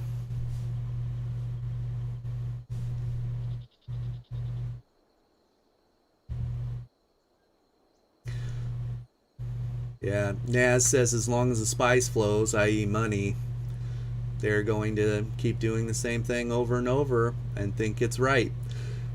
Naz, you have a really good point there, and that's one of the biggest things. So I was going back and reviewing video from a year ago. I have videos sitting there that are untitled. I'm going through looking at them, and I found a video that was almost a year and a half ago. I am saying the exact same things in that video then that I was saying now. While I'm in the battleground, can't bar swap, can't use potions. Just used a potion, you could hear it consume a potion, didn't actually use the potion, died in the game. Can't break free. 80% stamina, can't break free. All these things that are performance issues with the game, I was saying a year and a half ago. And then I turned around and I said, but we got a performance patch coming up, you know, and they said that they're going to address these things. And that made me really mad. It made me really mad because I knew that this had been going on for a while, you know, but one day leads to the next, and next day leads to the next, and then next thing you know, you're a year and a half later in an abusive relationship. So yeah, that made me mad. And then just to jump into a battleground and run into the exact same problems, I was just like, you know what? I don't even want to. I'm not trying to stress myself out about this, you know, lack of performance in their promises. So I don't care about whatever they say they're going to do, you know, this point moving forward. I only care actions. I only care about what I see. You know, I don't care about the patch notes and they tell me they're going to do this and they're going to do that or whatever. Actions. No more talk. It's got to be actions. So that's where I'm at with it, because they haven't done it.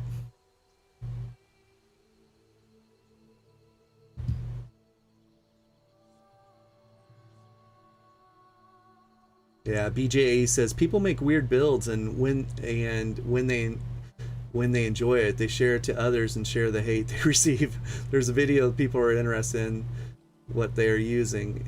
It trickles down. Yeah, I like the thematic builds. It's a lot of fun. For me, the thought process on doing the thematic builds is, if I'm going to make Captain America, you know, most of the time Captain's only fighting with his shield. Not an option in the game. I guess technically I could probably put a shield on my... I can equip a shield and then punch with the other hand. I think that's actually doable in the game. Let's verify this right now. There we go. So I got the shield on my back, but I'm just blocking, right? And it doesn't look like... I wonder if I can even... I can't even punch this guy. Well, I'm not doing the animation to punch him, but see the damage when I push the button? I'm not doing any punching animation, but I'm actually damaging that guy with my mind.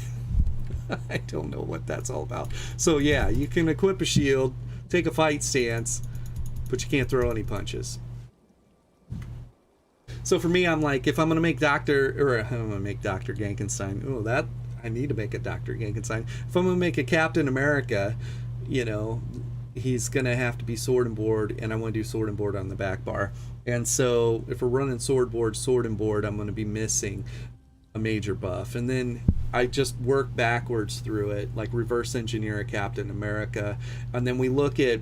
I watch video of Captain America and how he fights, and I'm like, so out of the possible races or classes that I can pick, what's the most Captain America? Like, is there any particular ability that really says Captain America? And so I knew we needed a spammable. And so I like doing that. And it won't always be optimal. It's not going to be, for me, I could take that and I could hang with mid-level PvPers and some advanced PvPers, and then as soon as you get to the everyone in the room is advanced PvPers, it's going to struggle, or it's going to be rough because it's not meta. And meta is meta for a reason. It's the strongest armor combination out there, you know. And if all your skill set in the room is on the same bar, then it comes down to gear and what you're wearing. And that's why meta is so important at the highest levels of PvP, and it's really hard to do with the thematic builds. So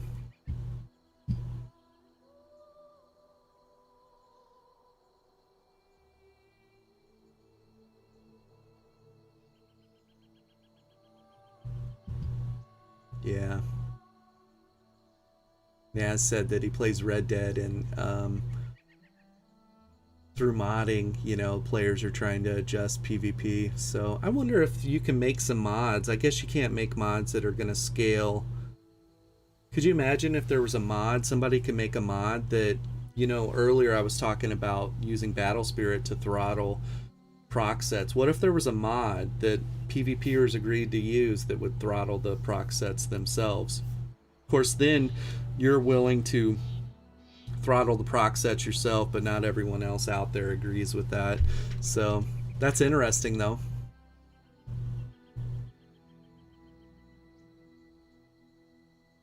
How have they managed to insulate themselves from criticism and responsibility to this degree? Remember, we pay them money every month to play this game, yet they seem invulnerable to our complaints. I think it's because, like I said, if they're a bucket, they do very good at filling. They're very good at filling the bucket. And so the people that do eventually drop off, if you think about how many people said, I'm out of here, I'm not doing this anymore, and they actually do just leave. You know, they actually leave. It's probably less of a number than we think it is. There's a lot of people that complain and say they ain't sticking around, and then they, you know, they don't actually make the plunge and leave. So I think that's part of it.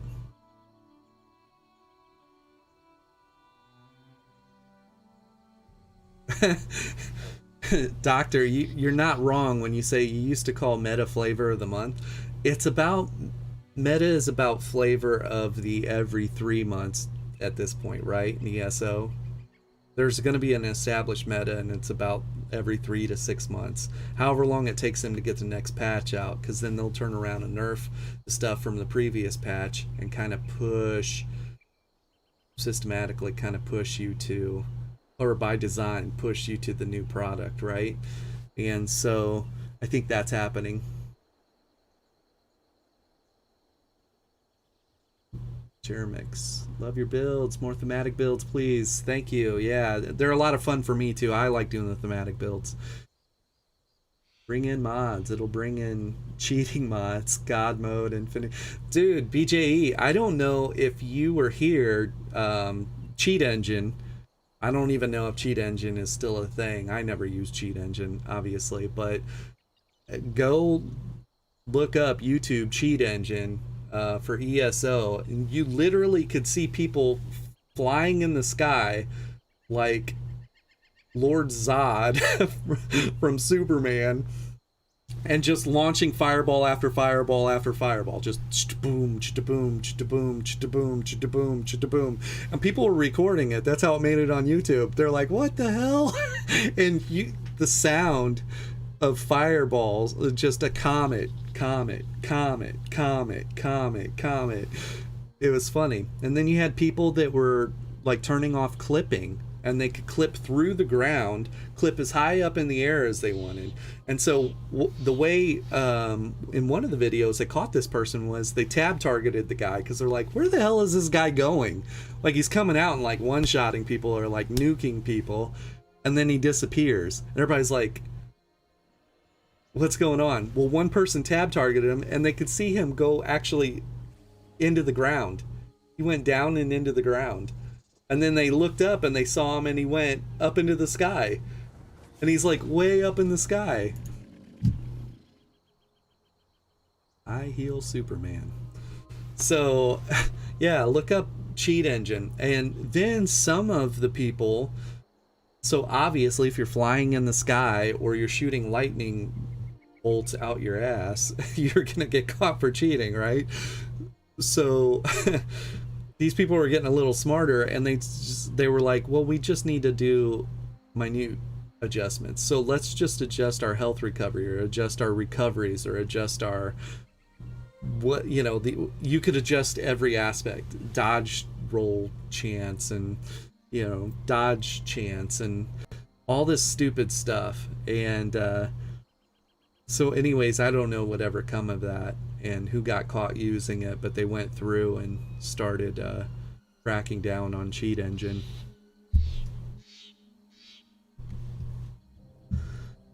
Naz asked why Bethesda is being sold to Microsoft. So it was part of a huge bundle deal, is my understanding. So it wasn't just the Bethesda, but it was a whole bunch of other titles and everything kind of lumped together. So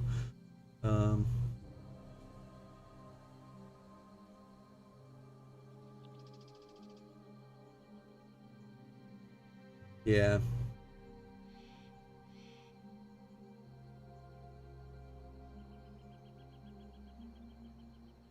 Yeah, I mean, you make some very good points, Croak. Very, very good points. So,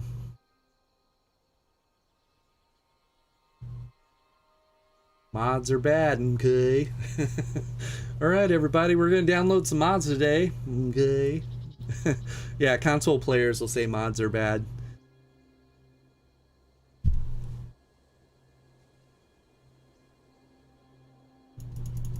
It's so weird. I can do damage like this, but I can't, I should do a build that I just run around in battlegrounds and people don't know why they're dying. Like, they think that I'm just standing there and they're actually dying. Like, they don't see me attacking. Let's see how this looks. Yeah. See, I'm doing damage to him every time I click the button, but if I stop and then punch, punch. So that's really weird. Somebody will have to test this on live and see if it works that same way. Unequip your main hand and just keep your shield on, and is there an animation for punching, or is it just this mind damage that you're doing?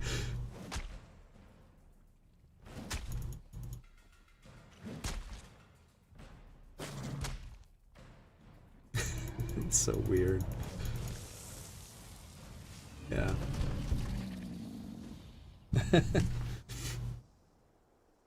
Yeah. I don't know what's going to fix performance. I don't know what's going to fix things like that, or if they're even able to.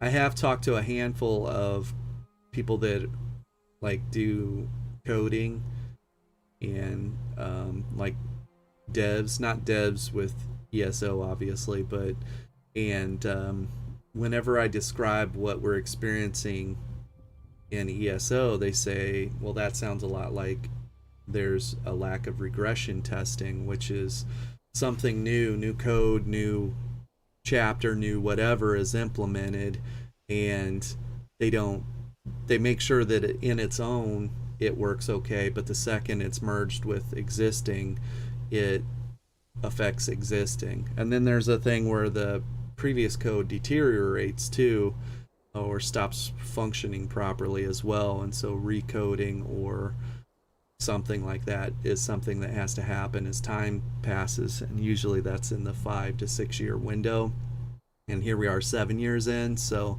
I was like, hey, it makes a lot of sense. I don't know how much of it is true, but when you hear it from multiple sources that are in that industry, you're like, you might be onto something.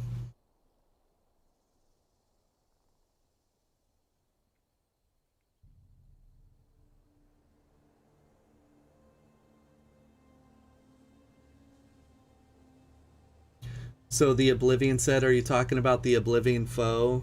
and just getting a little bit extra dot pressure from when you're using your soul trap.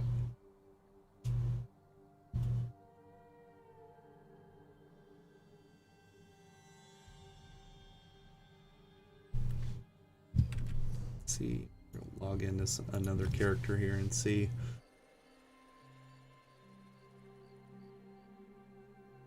Oh, the one where you dodge roll and it heals you if you actually dodge an attack. Yeah.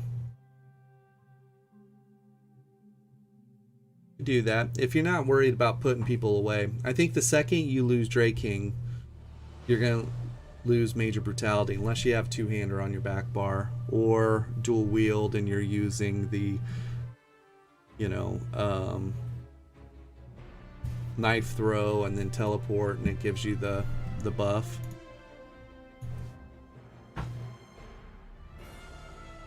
I wouldn't worry about it just yet though, Naz. With the next patch, our defensive rune on Captain America is supposed to give you a hot also. So when you drop that, you're supposed to get a heal over time.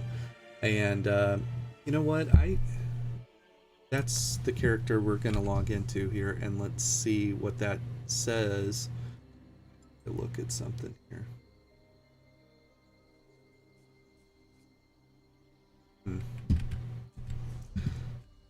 Let's log into... I don't think I have Captain America on the PTS. I'll have to see how far back they went.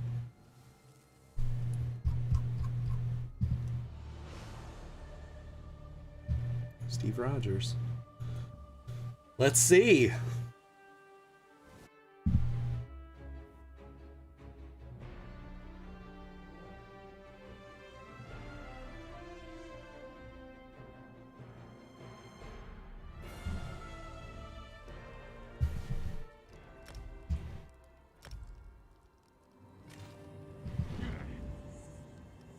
Yep, sure enough, there's a hot.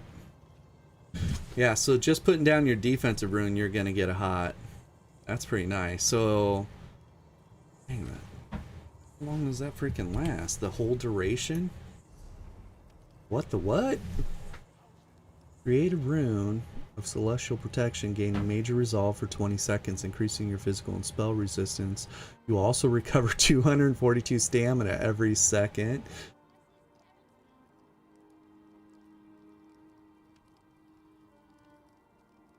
Okay, that's 484 stamina recovery every 2 seconds.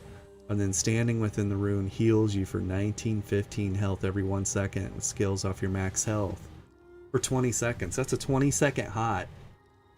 That's like a 40k tooltip. Is that right? Well, in PvP it'd be a 20k tooltip though. And it's not fully leveled up.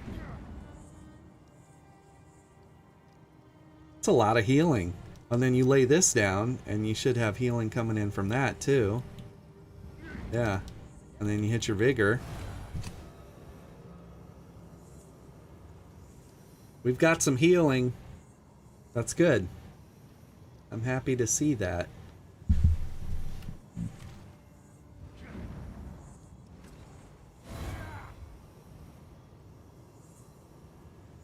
That's some healing.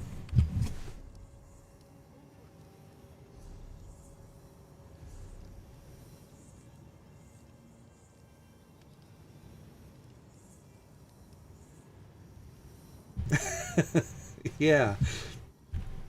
Yeah. So I wouldn't worry about getting that extra healing from that with... That's a good amount of healing. I mean, I would still say your stand-ins and your stand crows can out-heal that. But it looks different, you know? Like stand crow, their tether, it's going to be a bunch of small heals coming in. It's pretty good, though. Is it while the rune's down or while you stand in it? Standing within the rune. So our Templar house got a little bit smaller, but if you got to stand and fight, we're super fast. Let's see what that feels like.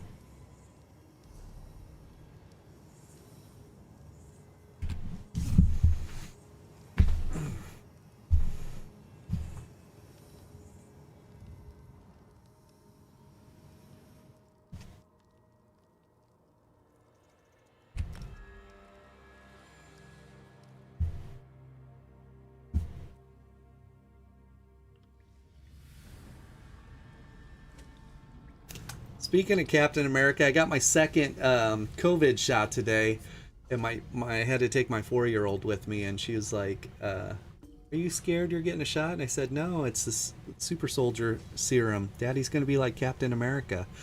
She was like, "They love that Captain America song so much." My daughter is actually my 7-year-old. They have to do a like a self-made dance and play for school, and she's going to memorize. She already has the song memorized, but she's going to memorize the song. And oh, I got toppling charge on. Let's get that off. It's weird. Just testing that out. So that's the wind thing.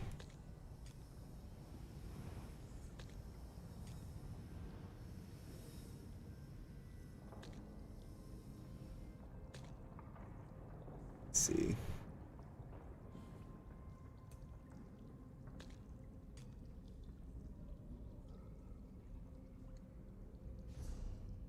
So the real question is, how many soul gems have any empty soul gems? Is there a place that you can buy empty soul gems? Might be a small house, but do you or can you get an AoE taunt? Hey, 1 p.m. Naz got the shot too.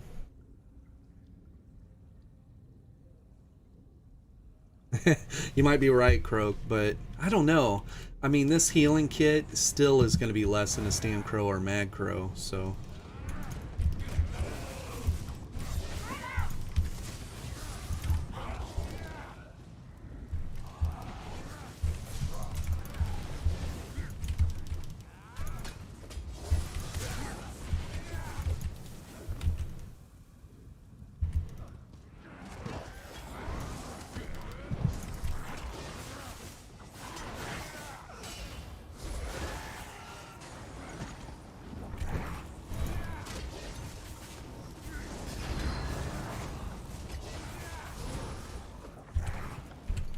What motifs am I using on my Captain America? Let's run to a station here real quick and see. But what's the heals in a PvP zone? I didn't even look and see. That's pretty good. It's pretty good. I mean, Captain America is gonna be fun. I like playing with him. Kicking myself in the butt, and as soon as Zero Moss puts this up on his channel, it might be there. I haven't looked in a couple days, but Sinful Duck Zero and we were on our DC tunes, and we went up to the districts, and there was a group of 20 or more AD up there, and we wiped them all. And I was on Captain America, and it was just so freaking cool. And when I was talking to Sinful was like, "Yeah, dude, we were just in stealth watching this group, and I saw Zero Moss was live, and so I'm doing work, and I saw that he was up in the district live, and he was like, 'Whoa, that's a big group,' and I was like, 'I'm logging in.'" I did not hit record. Makes me sad. It would have been awesome footage, but Sinful was like, "Yeah, dude, we're hiding in."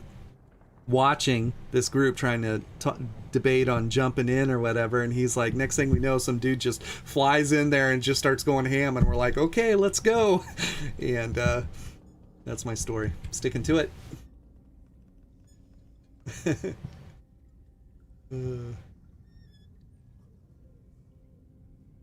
Yeah. Is this an attempt to bridge a healing gap for wardens? Yeah. Oh, yeah. Are you using the NVIDIA whatever it is, or the Xbox bar. Where's the station at here? Oh, right here. Duh. Okay. So there is no chess piece that has a star on the chest. I looked, and so I was like, we'll have to run with the Outlaw Jack because this is the closest thing we have to a star, right? And the way the color scheme worked out for Captain America. And Captain America has the leather straps or straps too, and I was like, well, these straps kind of work perfect. Let's see if the color scheme worked. So obviously this was our color scheme, which is Endural Blue, Fire Drake's Flame, and Marble White, and it just worked out well. And then the shoulder pieces, the Assassin's League shoulder pieces, and I thought, oh, that kind of looks Stars and Stripesy, right? There's the stars on this armor set. And then on the belt, I went with Legion Zero because I was like, Avengers. And I was like, ooh, I could see the V. And then I was like, oh, maybe that's kind of like an A in the background, Avengers. Looking into it a little too much, right? And then I was looking at the different pants for Captain America, and I liked the actual pockets. And so I was like, yeah, let's do that, because when you look at the old Steve Rogers, he's wearing like the cargo army pants, and so I was like, that's perfect. And then we were looking for like a legit boot. Captain America wears like a legit army boot, and so I was like, perfect. So there is combat going on outside of here too. I think an enemy player is abound. Who is it? So, oh my god, you have to do a Ghost Rider build. Yes. So I was thinking about doing a Ghost Rider build, but then I was also like, man, I would do a Ghost Rider very similar to how I did Scorpion, which is with the chains, pull them into the volcanic rune, the explosion, breathe fire on them, and the gameplay would be similar to Scorpion. It would just be wrapped up in a Ghost Rider package, right? It's Sawman ganking me. Sawman might be here, actually. Let's go find out. You out there, Sawman? Yeah, that's what I'm using, Sawman. I'm gonna use OBS too. Okay. Yeah, I use OBS also. Somebody did tell me that OBS, as long as you have it pulled open, even if you're not recording, that OBS will do like a 5-minute recording for you on its own, and you can recall that. So I thought that that was really cool. I haven't used that yet, but good to know.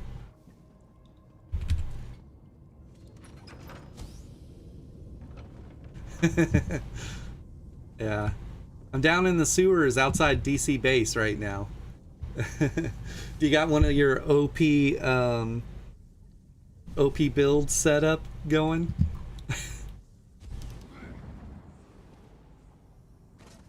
Somebody's down here. It's a little laggy. Thought I heard combat. Yeah, these things should have respawned already, so somebody's been through here.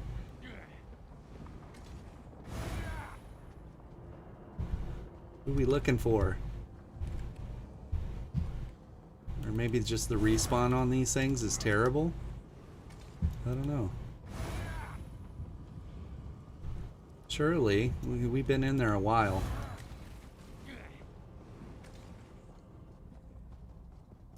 Oh wait. Let me go somewhere. Just tell me where to stand and I'll get into my inventory. I'll be the noob that jumps in his inventory. Oh wait, there's Trobe Scamp.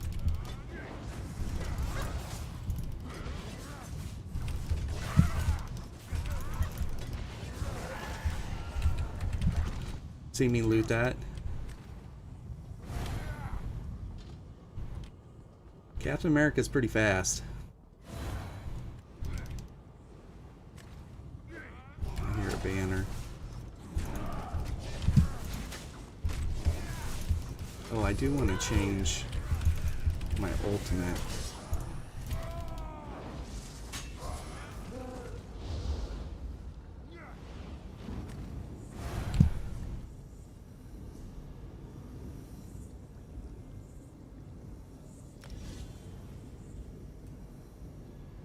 Yeah, see, we're running the physical one, and the physical one just doesn't get it done.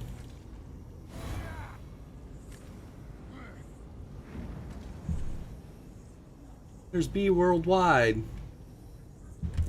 How's it going? This is Elder Scrolls Online. We're just running around on the PTS servers right now. I'm on a build, Captain America build, a thematic build that I've put together.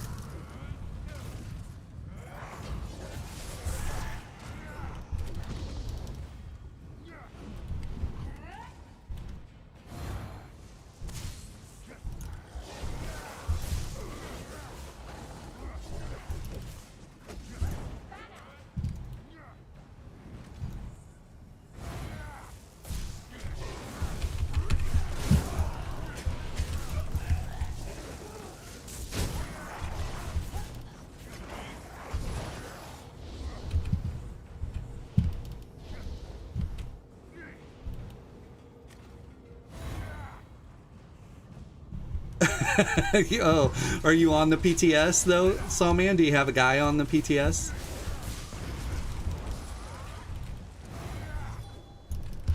Yeah, it's a B Worldwide. It's a MMO.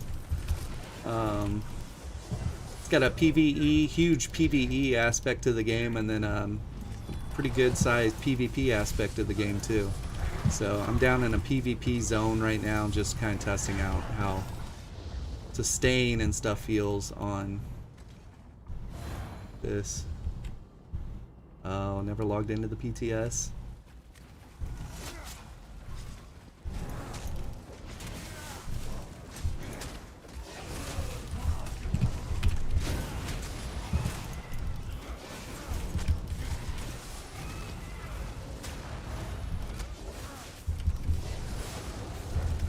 See, that's what I would say too, Sawman, if you were trying to make me unsuspecting. Oh, I don't have a PTS account. Darn. Hiding in the shadows.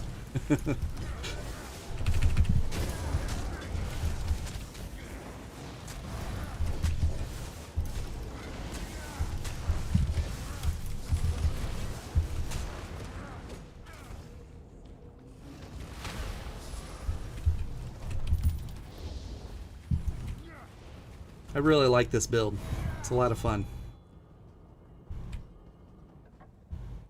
Yeah, Naz, are you on PTS then? You're logging in?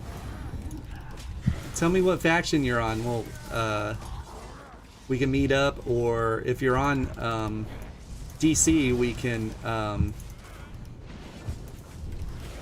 go get in trouble.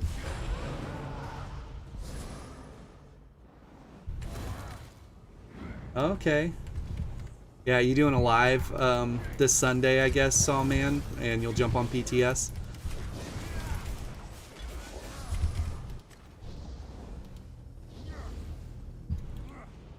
If you guys haven't already, make sure you subscribe to Sawman UK. Super, super funny.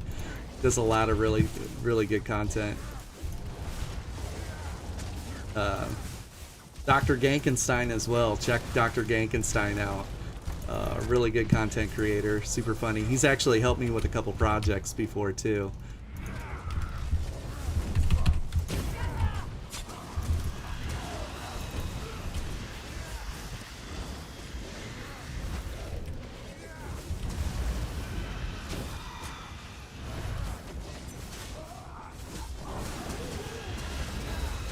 Yeah, I agree, Sawman.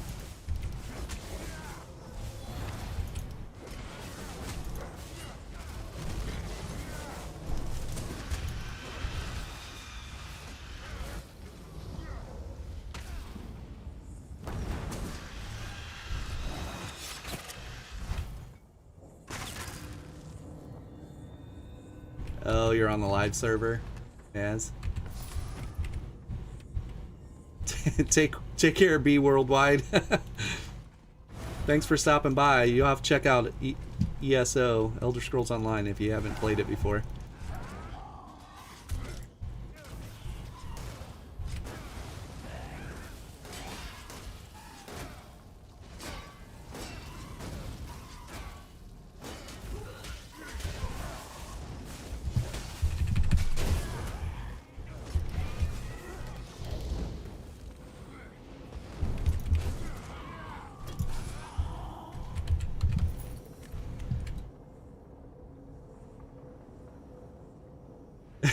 Yeah, come find me on a cheesy werewolf. I was Gaze of Sithis werewolf.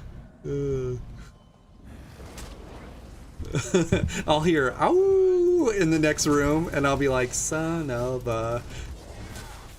I wonder if Captain America is faster than a werewolf. I bet you I'm at cat movement speed.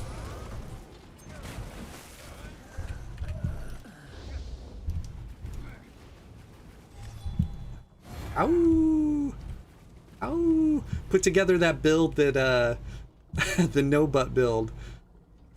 That is there, no one else was running. Crimson and Amalexia's, Amalexia's Grace, is it?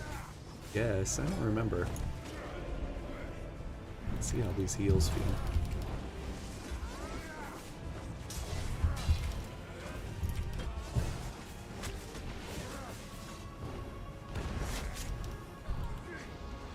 Is he over here in this thing? No. Where's he go during this time frame? I don't know. He was over there. Stinky little dude.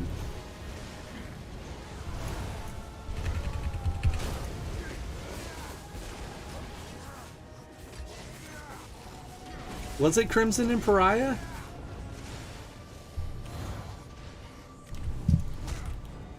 Jeez, that thing would be so hard to kill.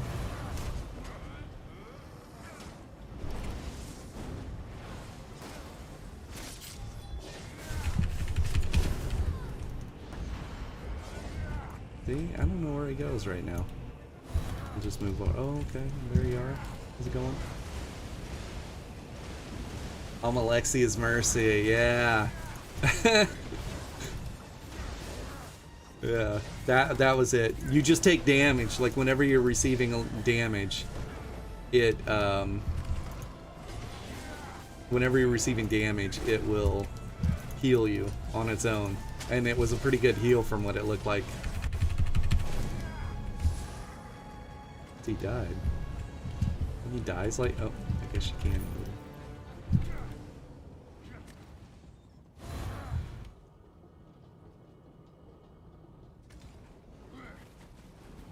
Next thing I know, I've got like 10 werewolves chasing me, all wearing that build.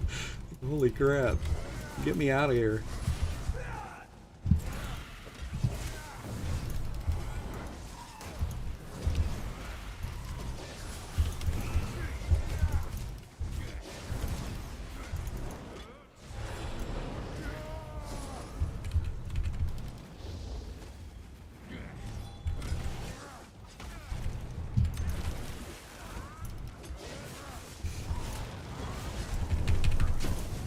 Yeah. Nothing wrong with the balance or tuning of that set, right? Heals you every 3 seconds. Like, what? Come on. An armor set that just heals you every 3 seconds. Perfect. Seems good.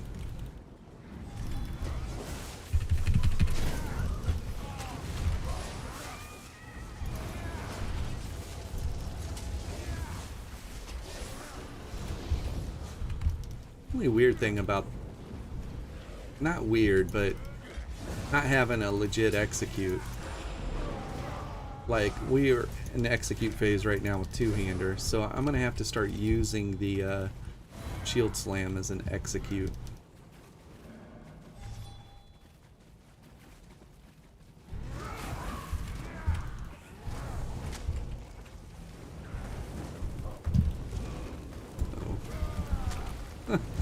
Stuck in a hole. Captain America die. Well, he's stuck in a hole near a ladder. It's terrible. Nobody ever really saw that end coming, but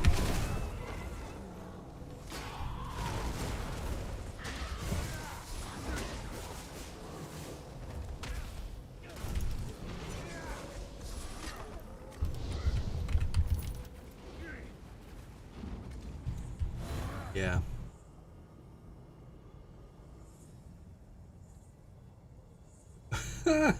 I need to get that armor set. We could put that armor set on just about any build.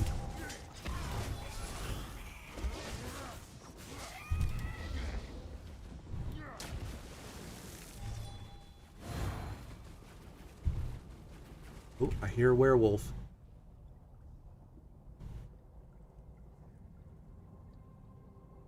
Yeah. BJE, I put that on a werewolf, the Grace of Gloom set. Hey Kyle, how's it going? We are on the PTS server just messing around. I wanted to see how Captain America was going to feel. Feels strong. He's very fast. The healing situation, the new heals you get from your defensive rune are really nice.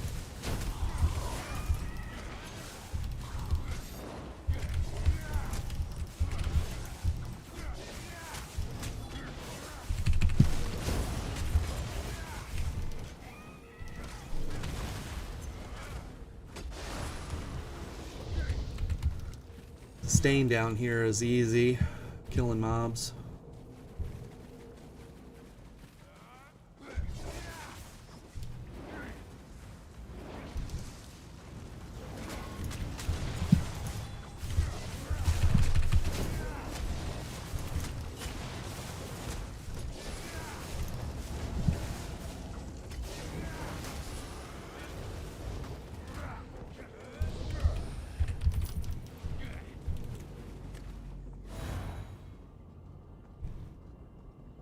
How's your day going, Kyle?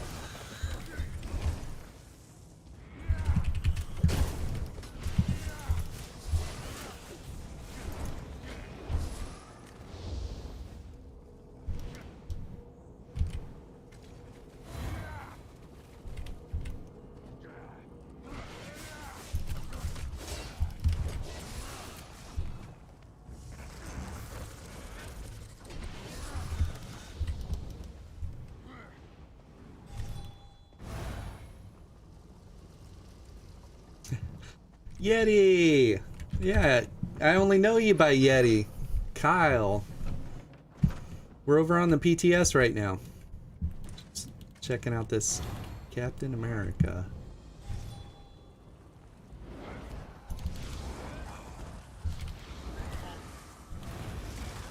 I think we got Dr. Gankenstein and Sawman making werewolves.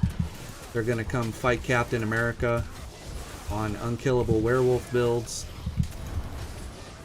So it should be awesome. I have to leave in about 20 minutes.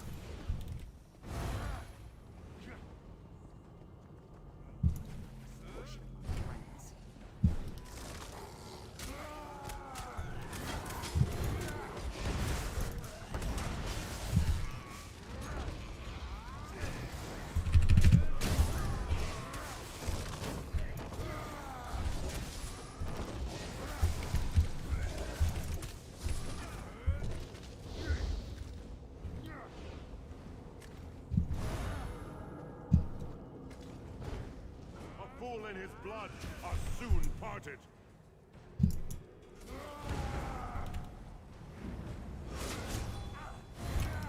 I call you from the mist, children.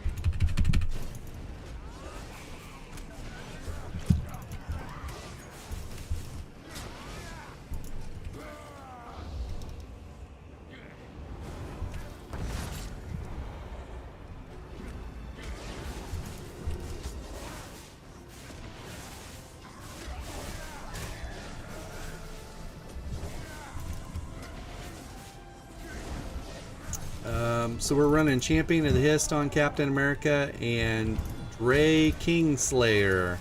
I'll show you in a second, but because we're sorting board on both bars, we needed access to Major Brutality.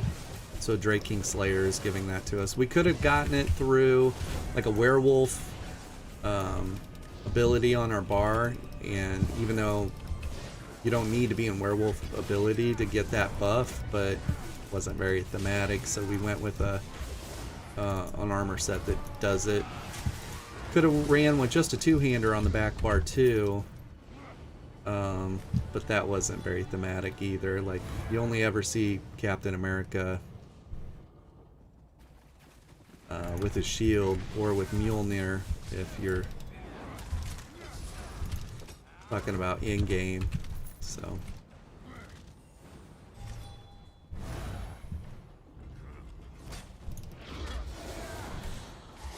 yeah, Ring of the Wild Hunt. So Allcast has an amazing antiquities. He has an amazing antiquities guide, and so you just follow the antiquities guide. You'll pick up the leads at random spots, then go and scry or find those leads, and then you'll get your Wild Hunt ring. But the speed is addicting. Obviously, you can see how quick we just fly through places.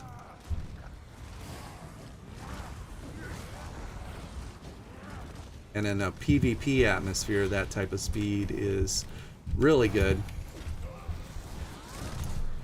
I'm gonna try something here. Yeah, it is building up resentment. Cool.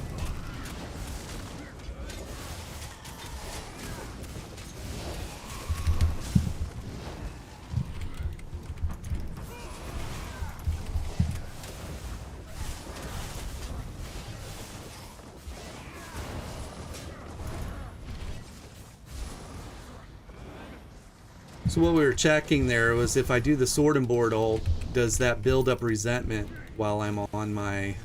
So my power slam, whenever you block an attack, this ability right here, when you block an attack, it increases the total damage by 5% up to 10 times. So you can get a 50% boost on your power slam. So like if somebody, a Stamplar was just spamming jabs and I just held block, once I hit the 10 stacks of resentment, I could just turn around and check them with that power slam and it would hit them 50% harder. Pretty cool. And yeah, Grimlock actually tested that. I don't know if he tested it for me, but he tested it and then confirmed. He's like, hey, it does work that way. So, which is really cool. You know, in the event that you're block casting, you're building up, as long as you're on this front bar, you're building up stacks of resentment. So, see you, BJE. Man, pizza sounds good.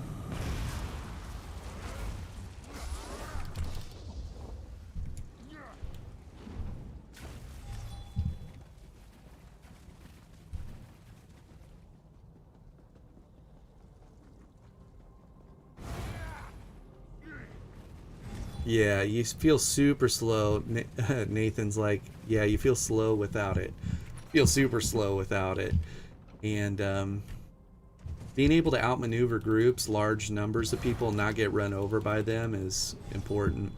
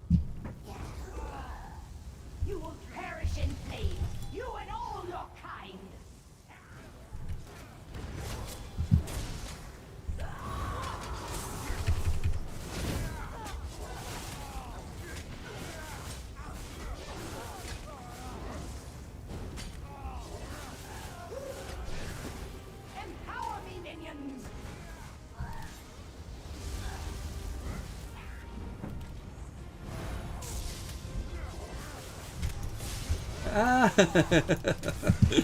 How's it going, Ghost? Dude, I bet you've been super busy, man. Don't worry about it. Super busy. I do want to get caught up with you at some point, just see how you've been and everything.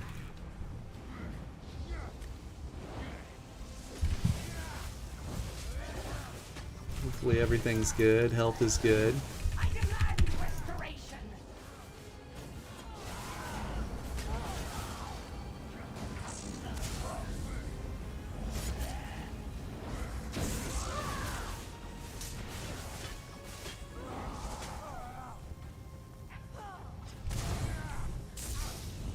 To me, minions. Oh yeah.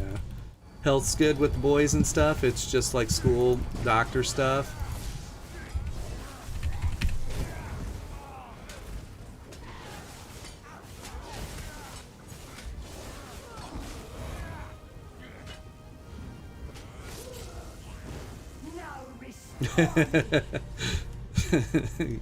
That's what we're officially gonna call it, Gankwood.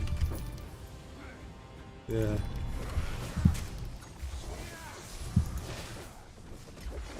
Yeah. If you need extra side work or whatever, or you just want a break, let me know. But if you need like some extra stuff to keep you busy, I've got always got things.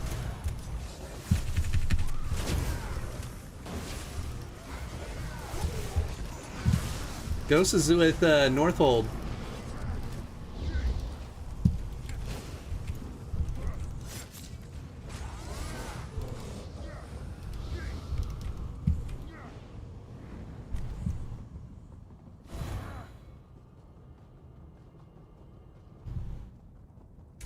Gotta leave in about 10 minutes. Sawman. Dr. Gankenstein, if you guys are coming after me with some werewolves, you gotta hurry. I've been good, Ghost. Been good. We've got the finalized. We're right there at the end with the gym. I just got a good call today that everything's gonna go through with the city. Oh wait, I want to go the other way. And so we had to file for a change of use, and then we had to get some other things sent through, and it looks like everything is going to be just fine. So with that, we'll be able to get our business license to open the gym at that location, and then it's going to be party time. It's going to be busy time.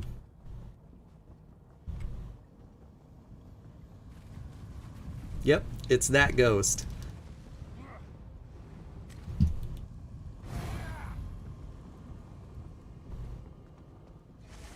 In the last 5 minutes, I'm gonna have 2 werewolves breathing down my back. Yeah, Nathan. So I get traveling and helping athletes and helping gym owners and stuff like that. We're gonna start using the gym that we're opening has a really nice conference and podcast studio, and we're gonna start using that.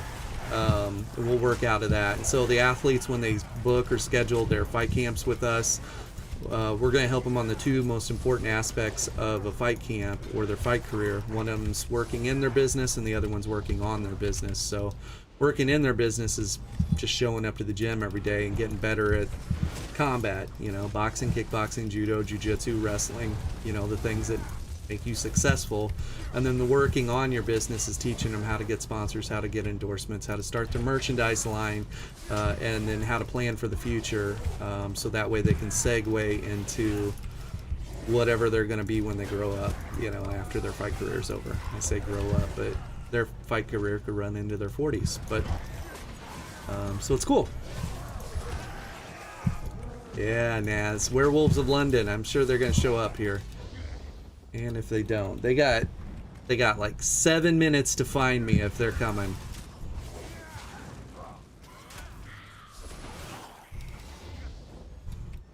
Dr. Gankenstein's trying to throw a build together really quick.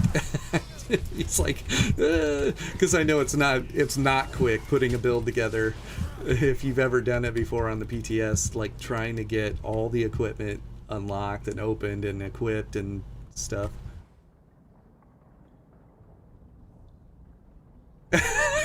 Yeah, criminal empire on the back. Yeah. Yep.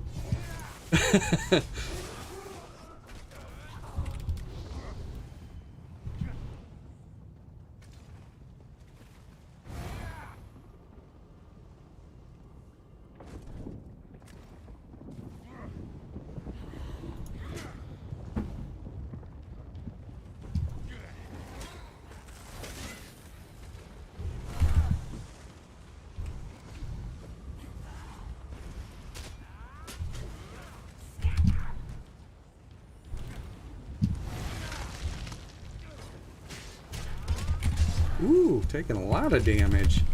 Holy cow. That's weird.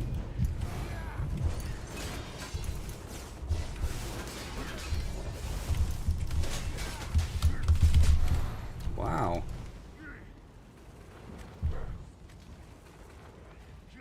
It's those mages. Look at that. Just got to dodge roll that.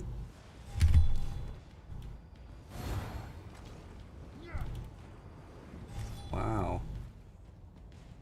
Maybe there were more mages this time around than there were last time.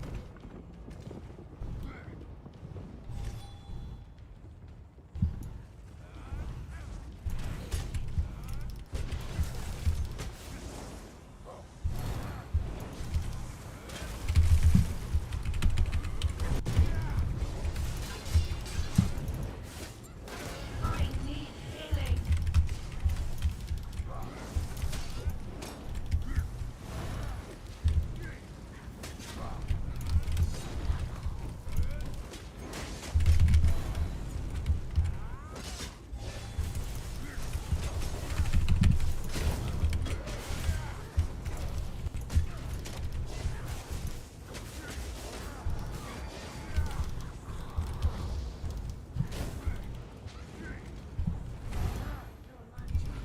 Yeah, Fire Wizard be awesome.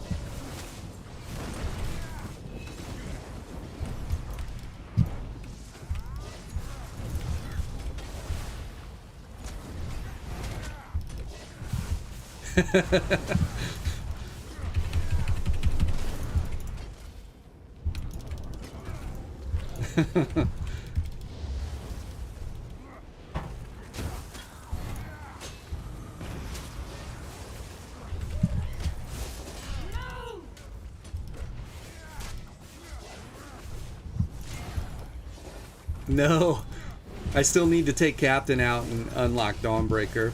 So like, just for me, I just want to spend a lot of time in the sewers, farming, making Telvar, making money, so that way I can get it unlocked.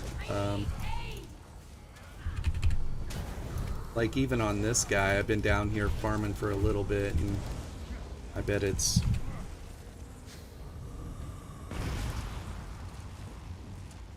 Yeah, see, I'm only level 5. It'll take quite a while, unless I just pay for it, which I don't really want to do.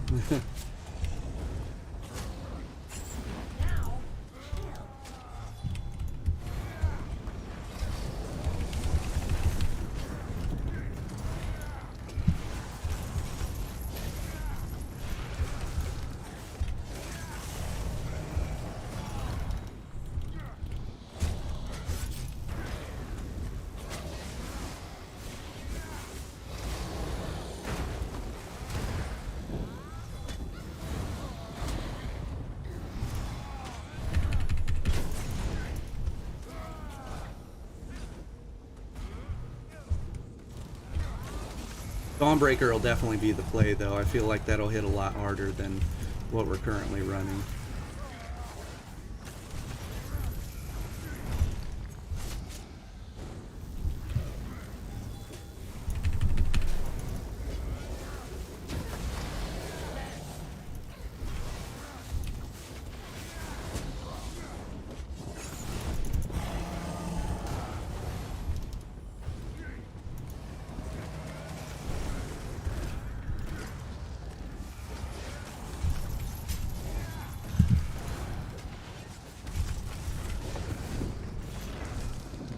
Heals feel better on this, that's good.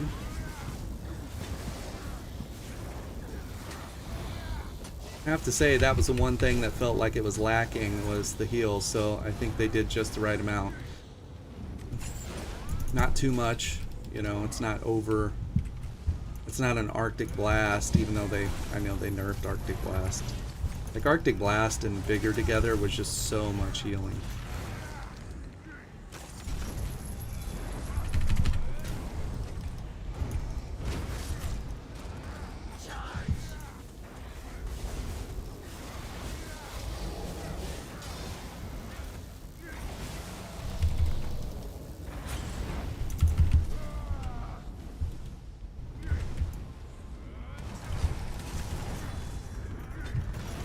Weird how much that thing hits for on spawn.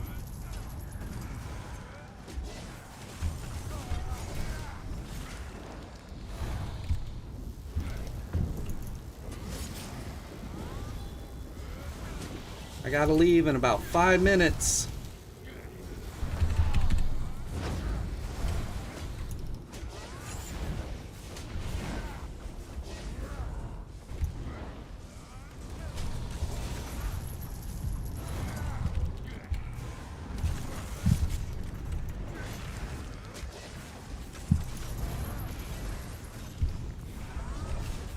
Yeah, so this afternoon, I think my daughters are going up to ride bikes at the school, and I will probably just jump on Steve Rogers and start farming. It's the first time he's used that ability.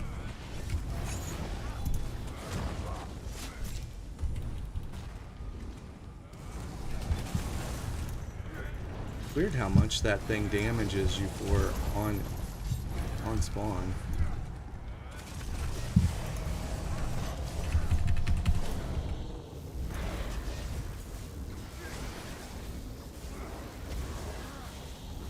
Yeah, get all my Telvar. Oh, I guess I should pay attention to what I'm doing. Get all my Telvar, Sawman. Even though I think in your bag you might have something like 500,000 Telvar on the BTS.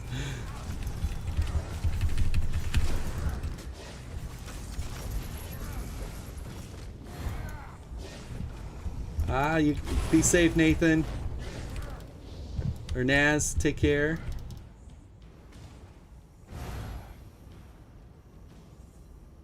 Alright, guess we're done. Hey, I'm gonna come up here, I'm gonna sneak, and if you're gonna gank me, you can do it right here. Right here. Look at that guy running to me.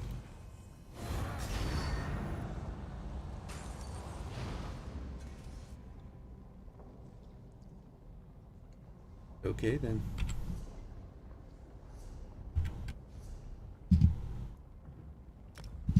All right, you guys have a wonderful day, and I'm gonna be on the actual server tonight, so